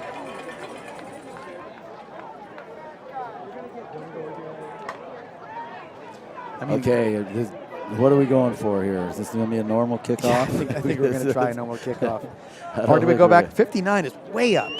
If you can get 59, then they're trying to sneak 4 up here as well. So we'll see. Yeah, they definitely adjusted their kickoff return. He's backing up now, though. Okay. He's a player. He's talking to John over here on this. Coach Peacock on the sideline. What they're John about? Oh, I don't think any more onside kicks. We got a question from production. I don't think that's going to happen in this one. But definitely a pooch. And big boy's coming after. Oh, wait, this time he dropped it. Oh, you knew it was coming too, right? I know. You knew it was coming. And that time he lucked out.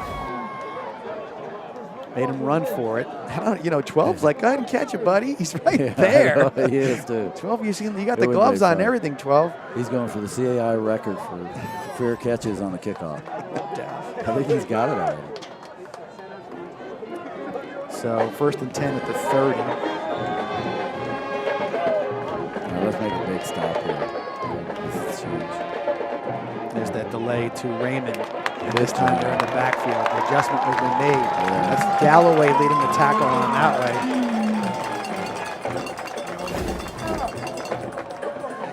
And Galloway with a nice play. A little help from looks like Seed on that one as well. Yeah, it was. So loss of 1.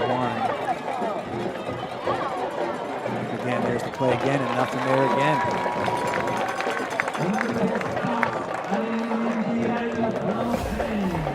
Looks like again it was, it was a bunch of guys coming back. Looked like Daly led the tackle that time. Daly to Galloway. So gain of 1 gets back to 3rd and 10 at the 30-yard line. God is getting fired up. Kubay sort of slides over in motion. He's been leading. Quick looking, staring down 2. 2's open, and he's going to get the first down. First down. God, he just got. It was a good play. He got Lester to flip his hips, and when he broke off of it, made a nice play. Watch this here. You can see he turned and just got him turned around, and then couldn't make the tackle before the first down. So gain of 11, first down at the 40. Gain of 12 actually, and there's Raymond with a little room that time. Not much though. He only got about 2. Lee and Jones on the tackle.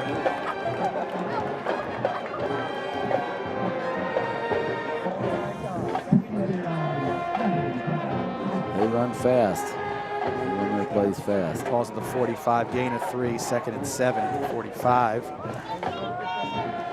Again, fake handoff. There's Charles, just misses him. And Goose lofts it up. And Kubay was kind of running around. Looked like Lee had some hands on him, but no harm, no foul. And either one of them. I couldn't see what the safety was doing. Did you see the ball? I don't know if he was jumped one way or another, but I didn't. He's actually, the safety is all the way out to the other side over there, Larry. He's playing on 9, and Lee was sort of playing a safety in that situation. 3rd and 7.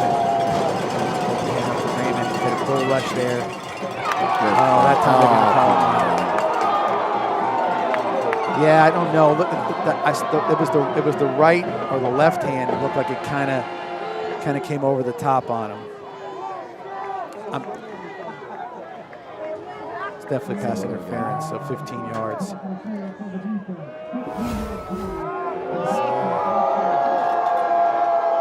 Watch it right here. See that? See the hand? it just looks like he's got him on the arm as he's coming through, and you even see him turn him a little bit. So, I mean, that's going to get called, you know, a good portion of the time. So, ball's at the 40, Venice 40 after the first down. Hand off to Campbell. This time it's Judson on the tackle.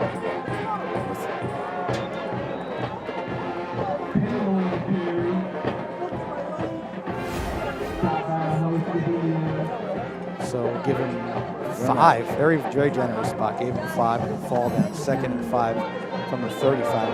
We're running ice at 70. Yeah, there he goes again. Oh! Cavacles, a little high on his throw. Platt just couldn't quite. Oh, he touched it. So yeah, he tapped it away. That's twice that's happened to us tonight. We had the interceptions. 3rd and 5. Hand off to Campbell. Gets some room, and that shuts down quickly, and that's Jones along with Daly. 2 down there. And Dalton. 4th and 2. Run up the middle. Guessing. Raymond up the middle. Yeah, I think you're right.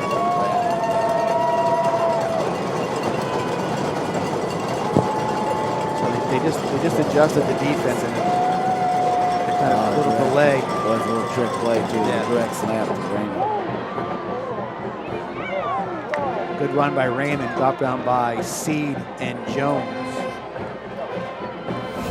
First down. Ball's up to the 13-yard line. It was a 19-yard gain. 1st and 10 at the Venice 13. Yes. Quick handoff to Raymond. This time Ashari Charles in the backfield again, dragging him down for a loss. So long. They've been down here a couple times, so we've stopped, and let's do it one more time. Loss of 3. 2nd and 13 at the 16-yard line. Look to the sidelines.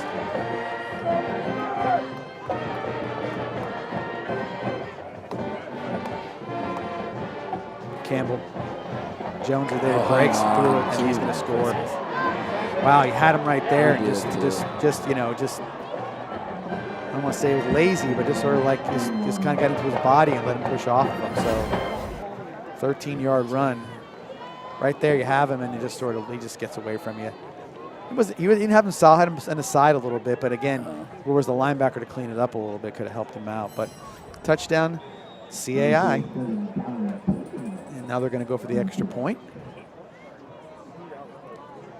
Got to answer that score now. Galantini on the extra point.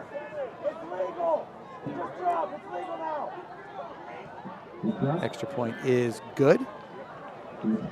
So your score now is Venice Indians 41, CAA Knights 35. And do we see another onside kick? I got to assume. You got to assume yes, right? You know, they're down by 6. It's been successful. Yeah. So why would you not do it again? So we'll see what happens here. They didn't do it last time. We had, I think, 10 guys up front. We had 10, 5, 6, the thing and is, 4. I don't know if they want to kick it to Lewis again because he's a step away from everyone going back to the house. Yeah. You know what I mean? Exactly.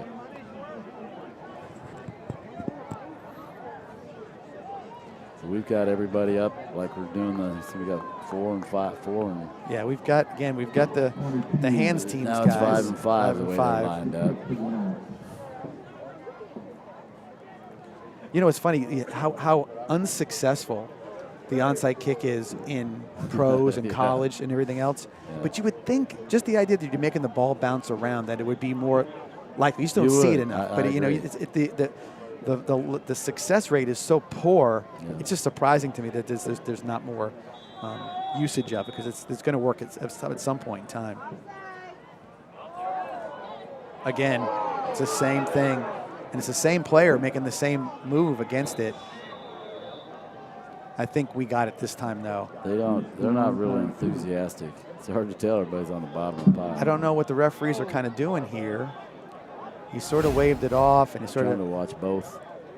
I think Corbett's the one who got it. Again, Nobody's signaling anything. don't know. This is gonna be one of these weird things that are gonna go point to the other way. Yep, there you go. I knew it. I knew it. It's like, it's so stupid. You stand there and you give it 45 minutes for it to unpile the pile, and of course that's what ends up happening. Just ridiculous. I mean, it's stupid.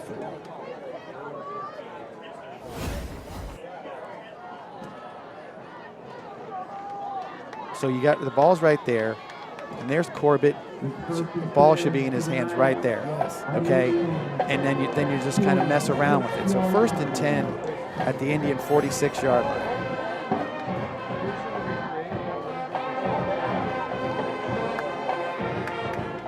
Is that Raymond again? It looks like it is Raymond on the carry. Gain of 6, 2nd and 4 at the Venice 40-yard line. Again, Raymond with the carry. Not much there. Galloway on the tackle on that one.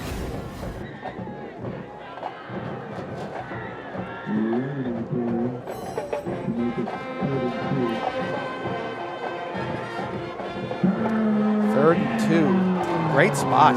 Make it 3rd and 1. My goodness, that was a heck of a spot.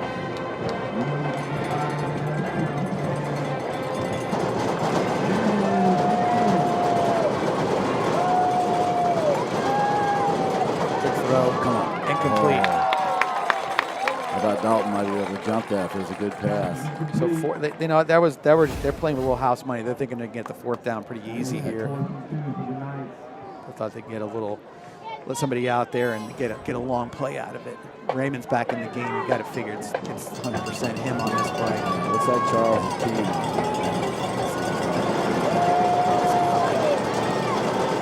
Do you have? Could be. We're going to run ISO with 7. It is. And where's the holding penalty on that one? There it is. It only took a half an hour to throw it, but it was definitely there. They held Galloway on that play.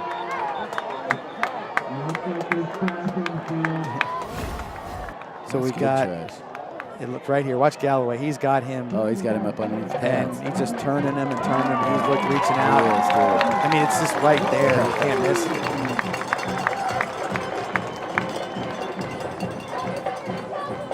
So 10-yard penalty will move it back to just outside the 47-yard line. I like when they give it 11-yard penalties out. So anyway, so that's good. So 4th and 12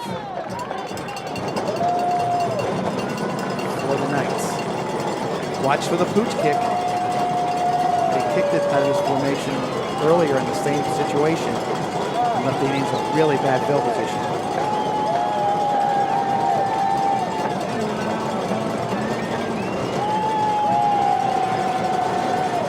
6 seconds left on the play.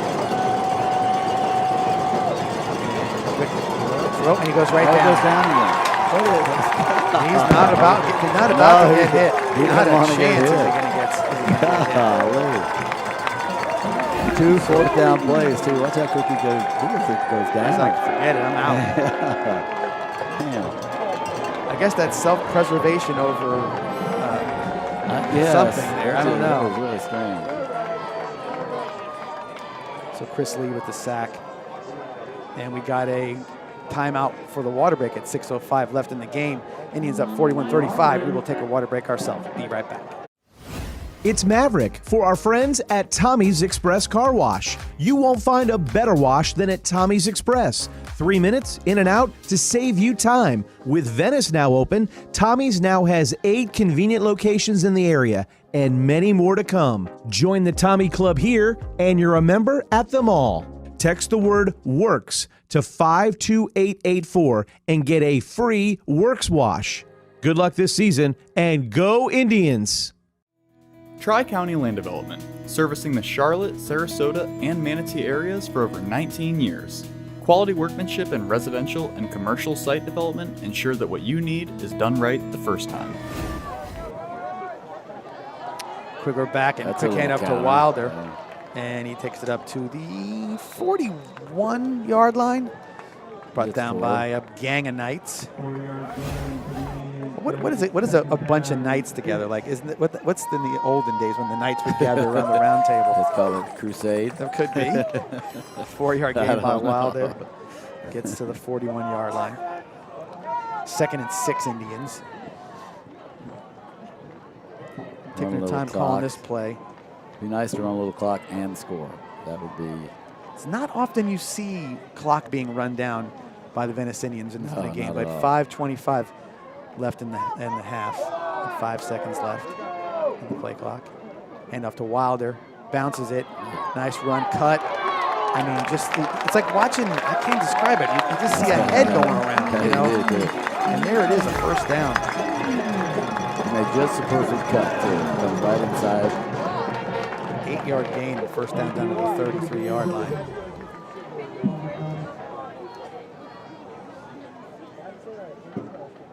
Glasser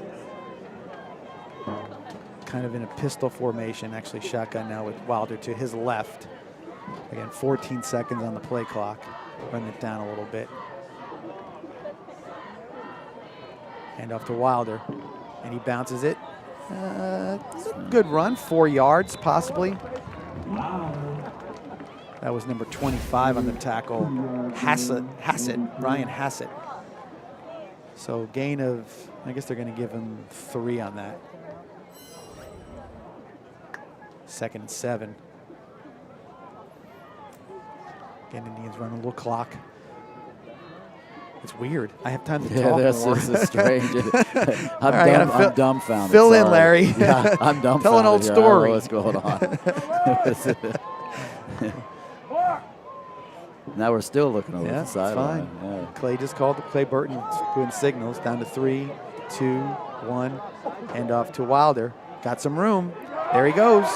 Just short of the first down. Let's give him 6 on that way. Make it 3rd and 1. Down to the 24-yard line. 3:40 left in the game. I think if you run, there's going to be about 3 left in the game. If Glasser keeps the ball here, Larry, I think it's an easy first down. Yeah. I mean, they're looking at Wilder and maybe do that on 3rd down instead of 4th down. Wilder gets the first down.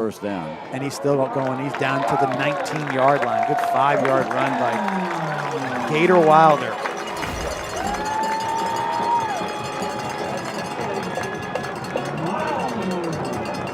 Down tackle there was helped by Fox for the Knights. 3:08 left in the game. There's a little bio on Gator Wilder. He's only a junior. Poor Francis, our producer, director, everything man here, had time to put a graphic up. Yeah, I know that. I keep jumping my eyes up to watch the Wilder play. on the carry. Got some room. Oh, look at him carry. Look at him. That's what a nice. Great run. What a great run. Holy cow. He just turned his shoulder square and went after it. He wanted to score that. 19-yard touchdown run by Gator Wilder.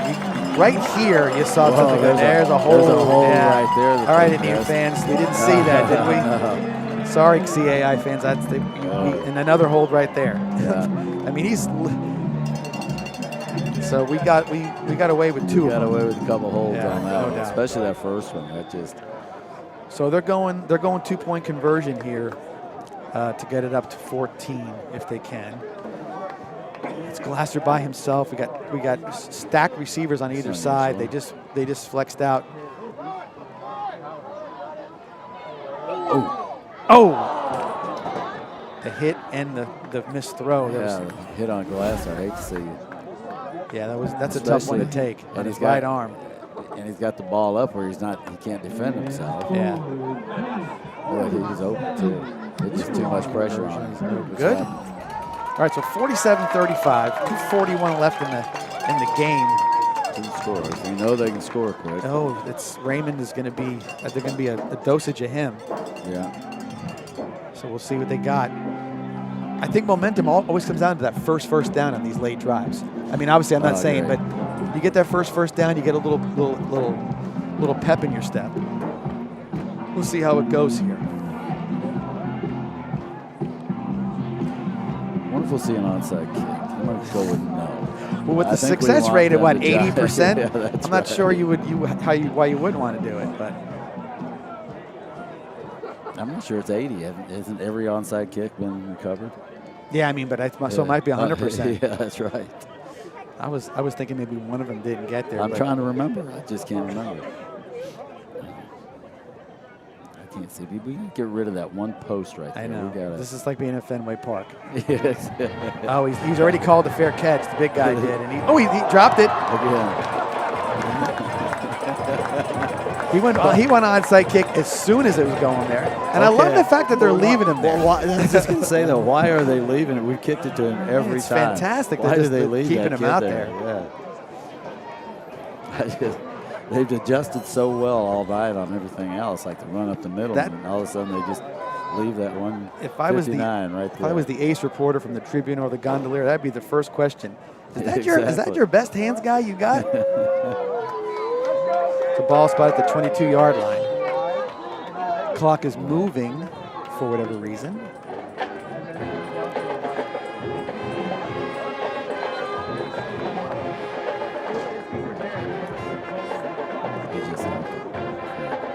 I just saw him stop it. Got to put 7 seconds back on the clock. Yeah, okay. That's my assumption on that one. I'm no homer. No, you're not for Venice at all. Just 7 seconds is all we need.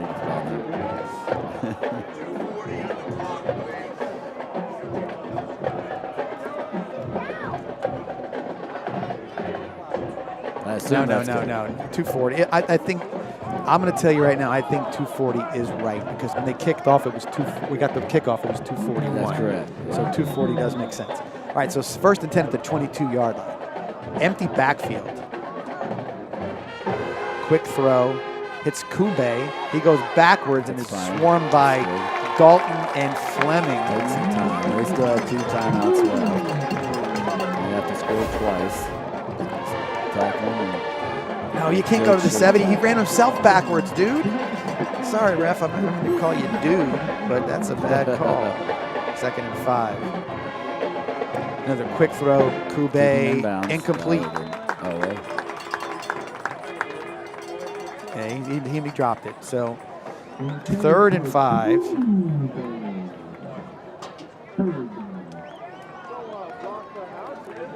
No need to rush here with the drop pass. And he jumped. And that's going to be a first. Well, it's going to be just shorter of first down. At least it may make him run the ball where he wants some more time off if they want to get the first down. I can definitely see that being just a little short. So it's going to be 3rd and 1 at the 32.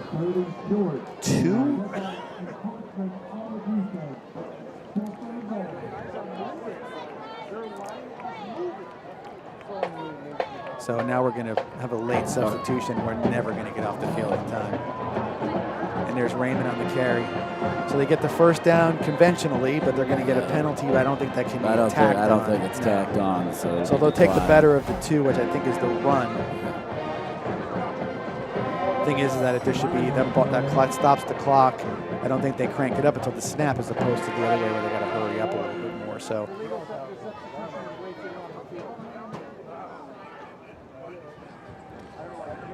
I don't know why. I mean, that's kind of. I get it. You're trying to get somebody in there, but in that situation, you might be better off sticking with what you got, or calling a timeout. You've got 3, so that's another thing could have happened at that point. The clock should run though after he sets the ball.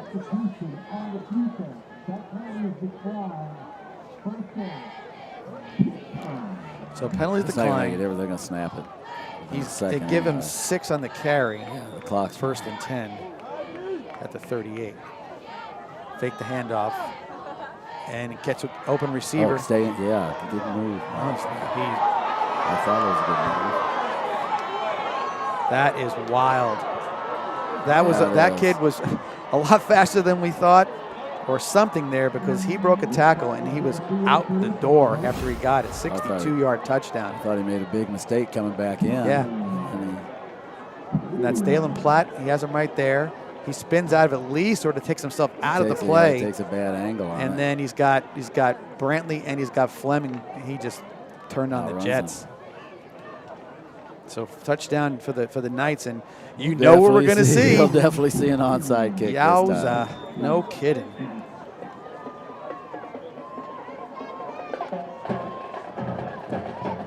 So this is Galantini in for the extra point.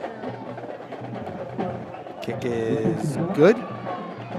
So now that makes the score Venice 47, Knights 42. And they still have 2 timeouts left, too, even if we get it. And here comes the onside kick.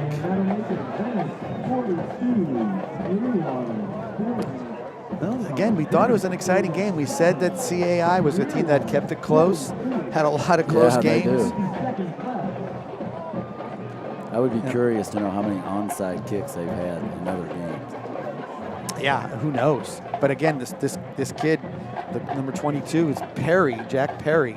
He's got a good way of doing it. He kind of gets this bounce. I will say this too, Larry. You know, you've had it's been the same guy touching the ball every time. It's Judson. Yeah.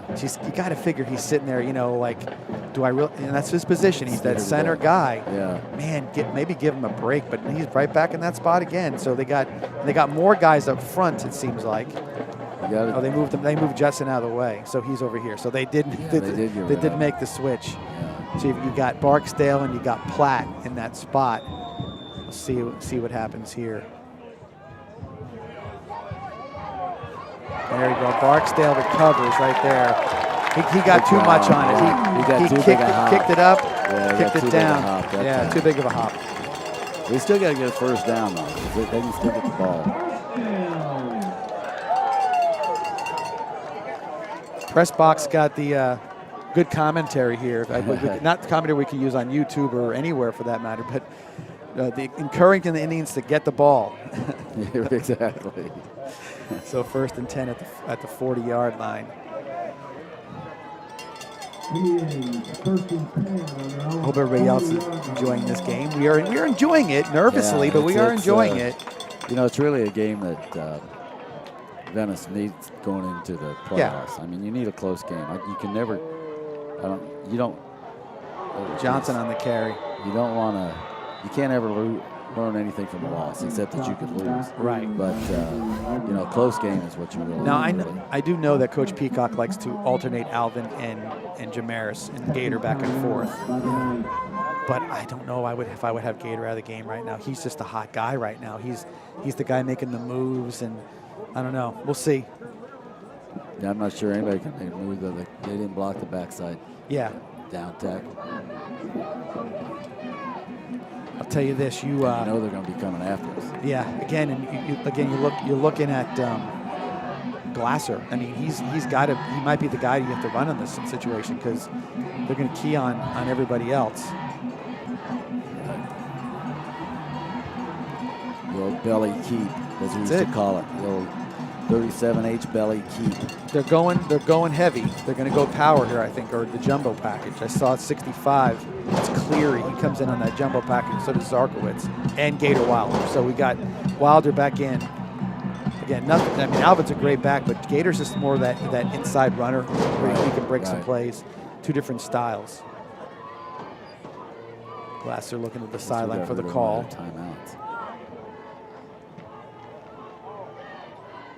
Glasser, he kept it, and they'd have a guy there. That didn't work. Man, I will say this: 26 was there, but if that was the one guy he beats, game over. Because look, there's nobody anywhere. There, right. Yeah, just this little hesitation. That's number 26 is CJ Cresser. You throw it here. What do you do, John? There's no more timeouts, right? No more timeouts. You got it. But they get the ball back if you don't. If you get a first down, the game's over. Right. They get the ball back. So If we don't get the first down, they get the ball back. But they get it back with less than I love Barksdale. Less than a minute to go. I love Barksdale over the middle. He seems to be the guy. But, I mean, can C.J. Lewis make a play on the edge? That's what I'd say. If it's, I almost like one of those, see what the coverage is, see what they got.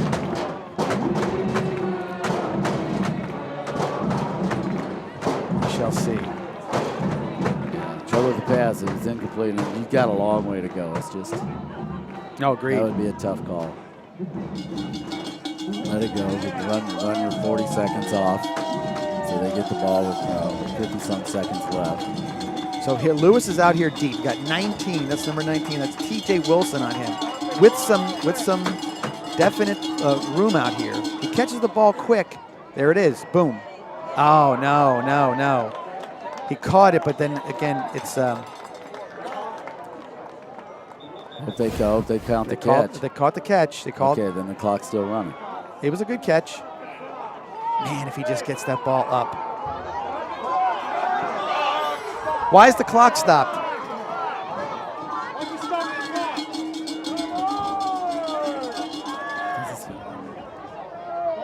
It's a ball. That was a 7-yard game. We'll probably call timeout here. I'm sure. Yeah, you have to. We'll take it down as far as we can. Call timeout and then punt it.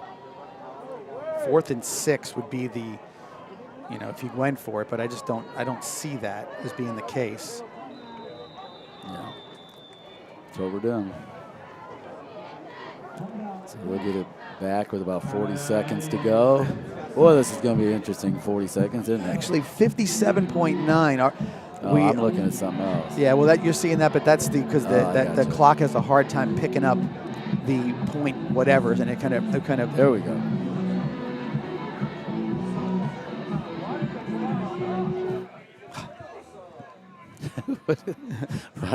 Coach Wheely's up here. He's preaching. We're going to take one more timeout.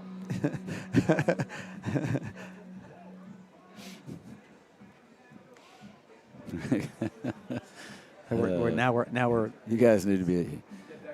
The audience needs to be in this press box just for a couple Whenever minutes. you don't hear me talking, it's like I'm being talked to by somebody else about the song that's on there or whatever's going on. Yeah, I got you.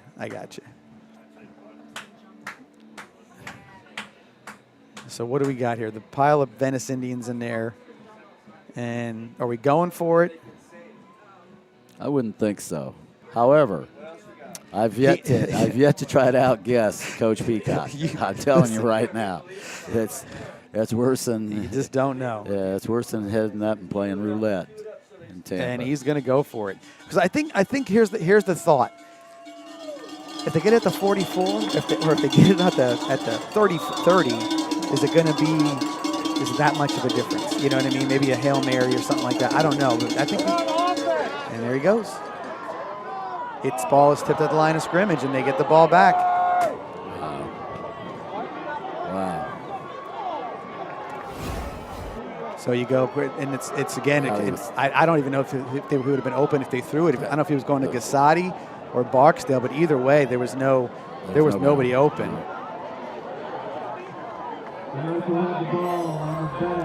They have no timeout, so if we can keep them in bounds without a big play. So the ball's at the Venice 43-yard line, 1st and 10.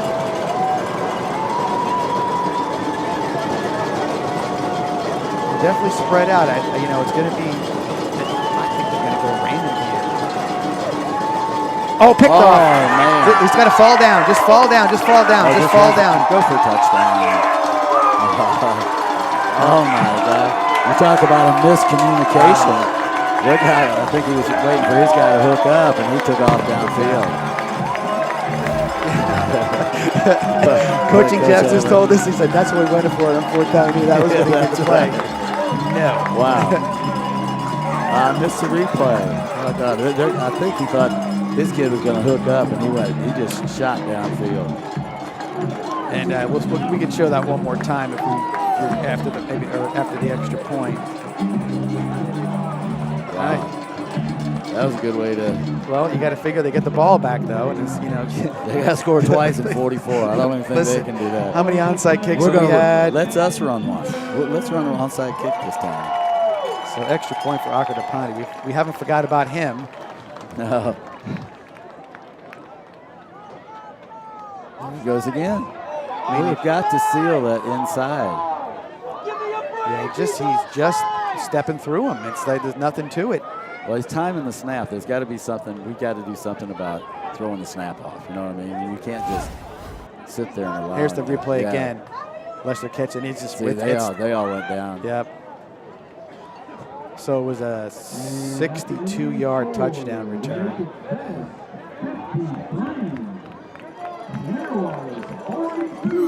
So 11-point lead, 53-42 with 44 seconds left.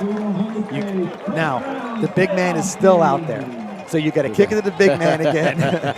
He is still out there. I am impressed. Because you think that they know you're going to kick it to him again. He can't. He doesn't give you the. You gotta love him. Look at it. He's waiting for it. He's good with it. I think his palms are sweating. He's right good now. with it. He is ready to go. If it wasn't for Raymond, he'd be my MVP. I wonder how for the Knights. I wonder how much they worked on him on that onside kick on the fair catch signal. It's crazy. I will tell you this though, Larry, just so everybody knows, Akadapani ready to kick off. We'll just wrap it up quick at this one. Probably no stats for this one. You can go to Max Preps and check him out. It's been a long one. There he goes. And there he is. No onside kicks that time? I didn't see him call the fair catch. I didn't mind it either, but maybe it's assumed. It's an automatic now. It's an automatic fair catch signal. Even our fans are cheering for him. Yeah, I know they are. They're loving it. Man, he is a big kid, too. A lot of plays in this game, Larry. A lot of plays. Yeah, it threw us off. I mean, you're trying to talk, and all of a sudden they slow everything down, and we don't have anything to say. So Raymond in the backfield with our buddy Campbell Police. Along the middle, and he's got it, man. That's Sims. Takes it up to the 46-yard line, 24-yard game, brought down by Fleming.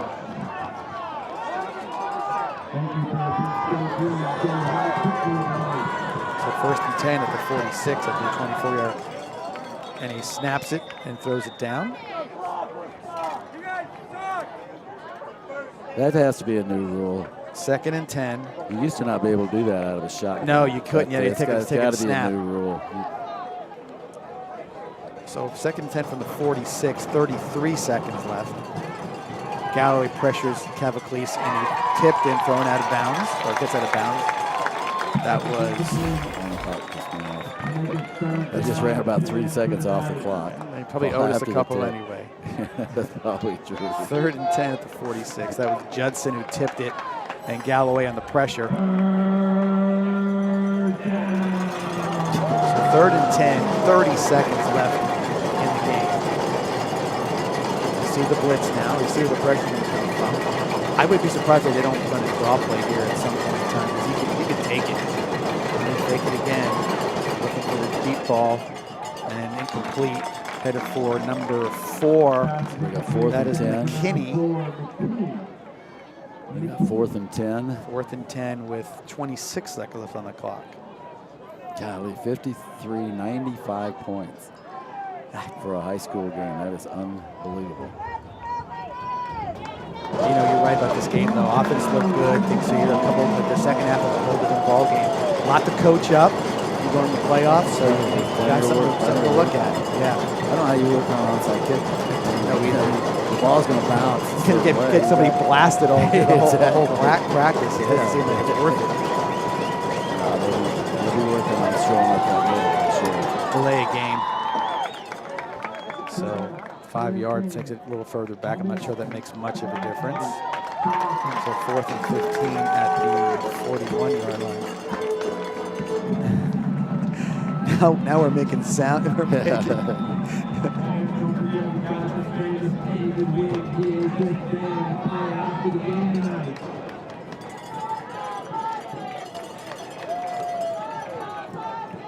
No Nobody's left the press box.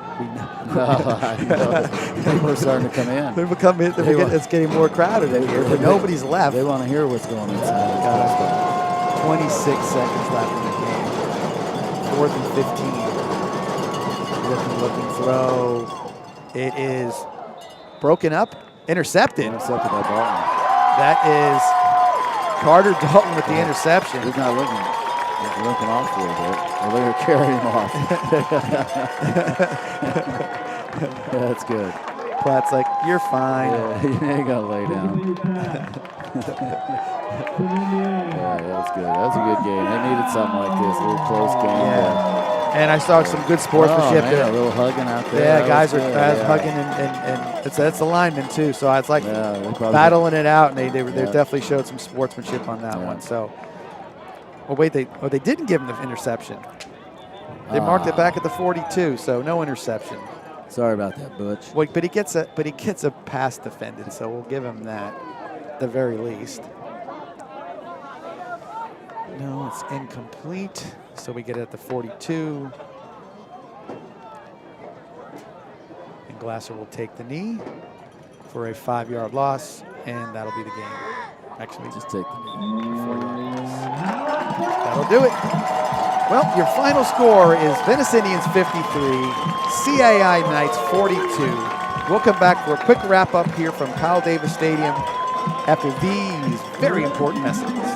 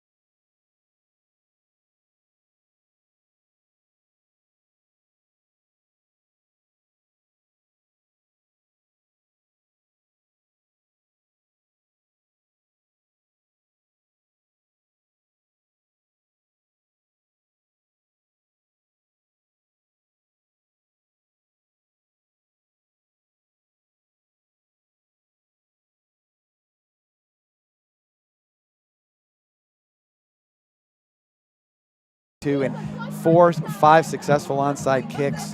Crazy second half. It's going to take you a computer. Yeah, I've got a lot of. I will tell you this. Adding to do, and all those points. It was a great game to watch if you're into a lot of points. But and Venice, like I said, they needed this game. The last 2 games they played, they were running clocks. Right. So they hadn't played a full game with the first unit, and they had to tonight because CAI gave them everything that they wanted. Absolutely right. And I said, so a very entertaining game from all aspects. A big 285-pound kick returner, so to speak, out there, who everybody was getting a kick out of him catching the ball.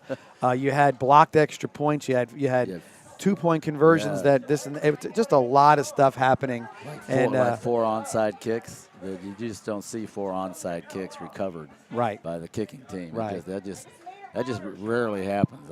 I'm sure there's a record someplace, but that's probably not it. But so very resilient. It's awesome. Yeah, very resilient. Yeah. The CAI came out 3 touchdowns in a row, unanswered scores. Indians come back and then nearly never relinquished the lead again. But again, it was a hard-fought game, and again, a lot to coach from the negative side. A lot of positives there as far as that's concerned. And so here we go. We'll find out our opponent on Sunday.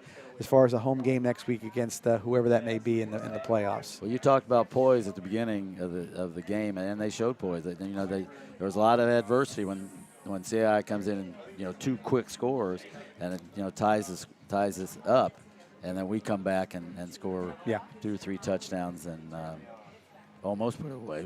We actually had to put away until they made that nice play on the long pass. Absolutely. I thought we were going to run the clock out. We couldn't do it. Absolutely.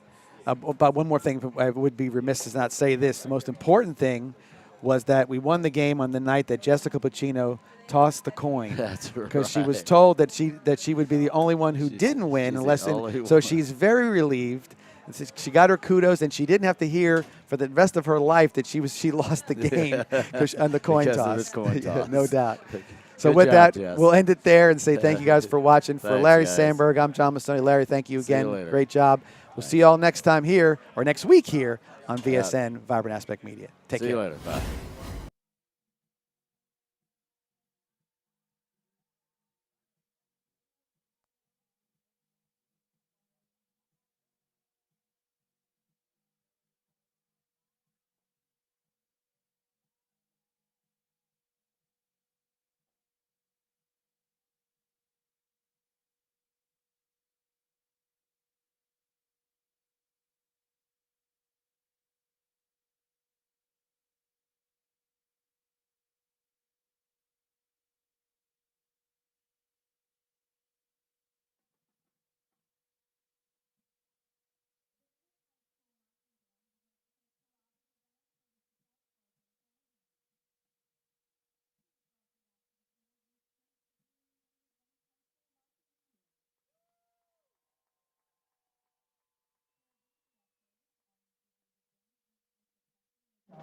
Strong line tech is John Avery.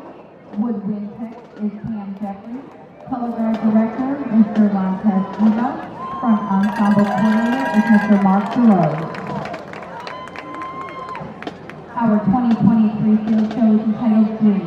Movement 1, Enter Sandman. Movement 2, Pure Imagination. Pink Dreams Are Made of These. Movement 3, Boulevard of Broken Dreams. And Dream On. Mr. Wing would like to dedicate this performance tonight to the seniors in the band. Seniors, I hope that you have nothing but incredible memories of your time in our program that you will carry with you the rest of your life. I want to thank you for all that you have done to bring this program to one of excellence and fun. I love you all and am so very proud of you.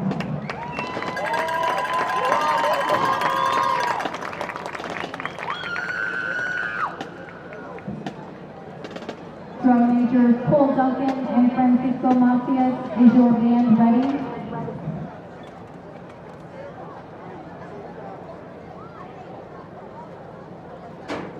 Marching Indians, you may begin your performance.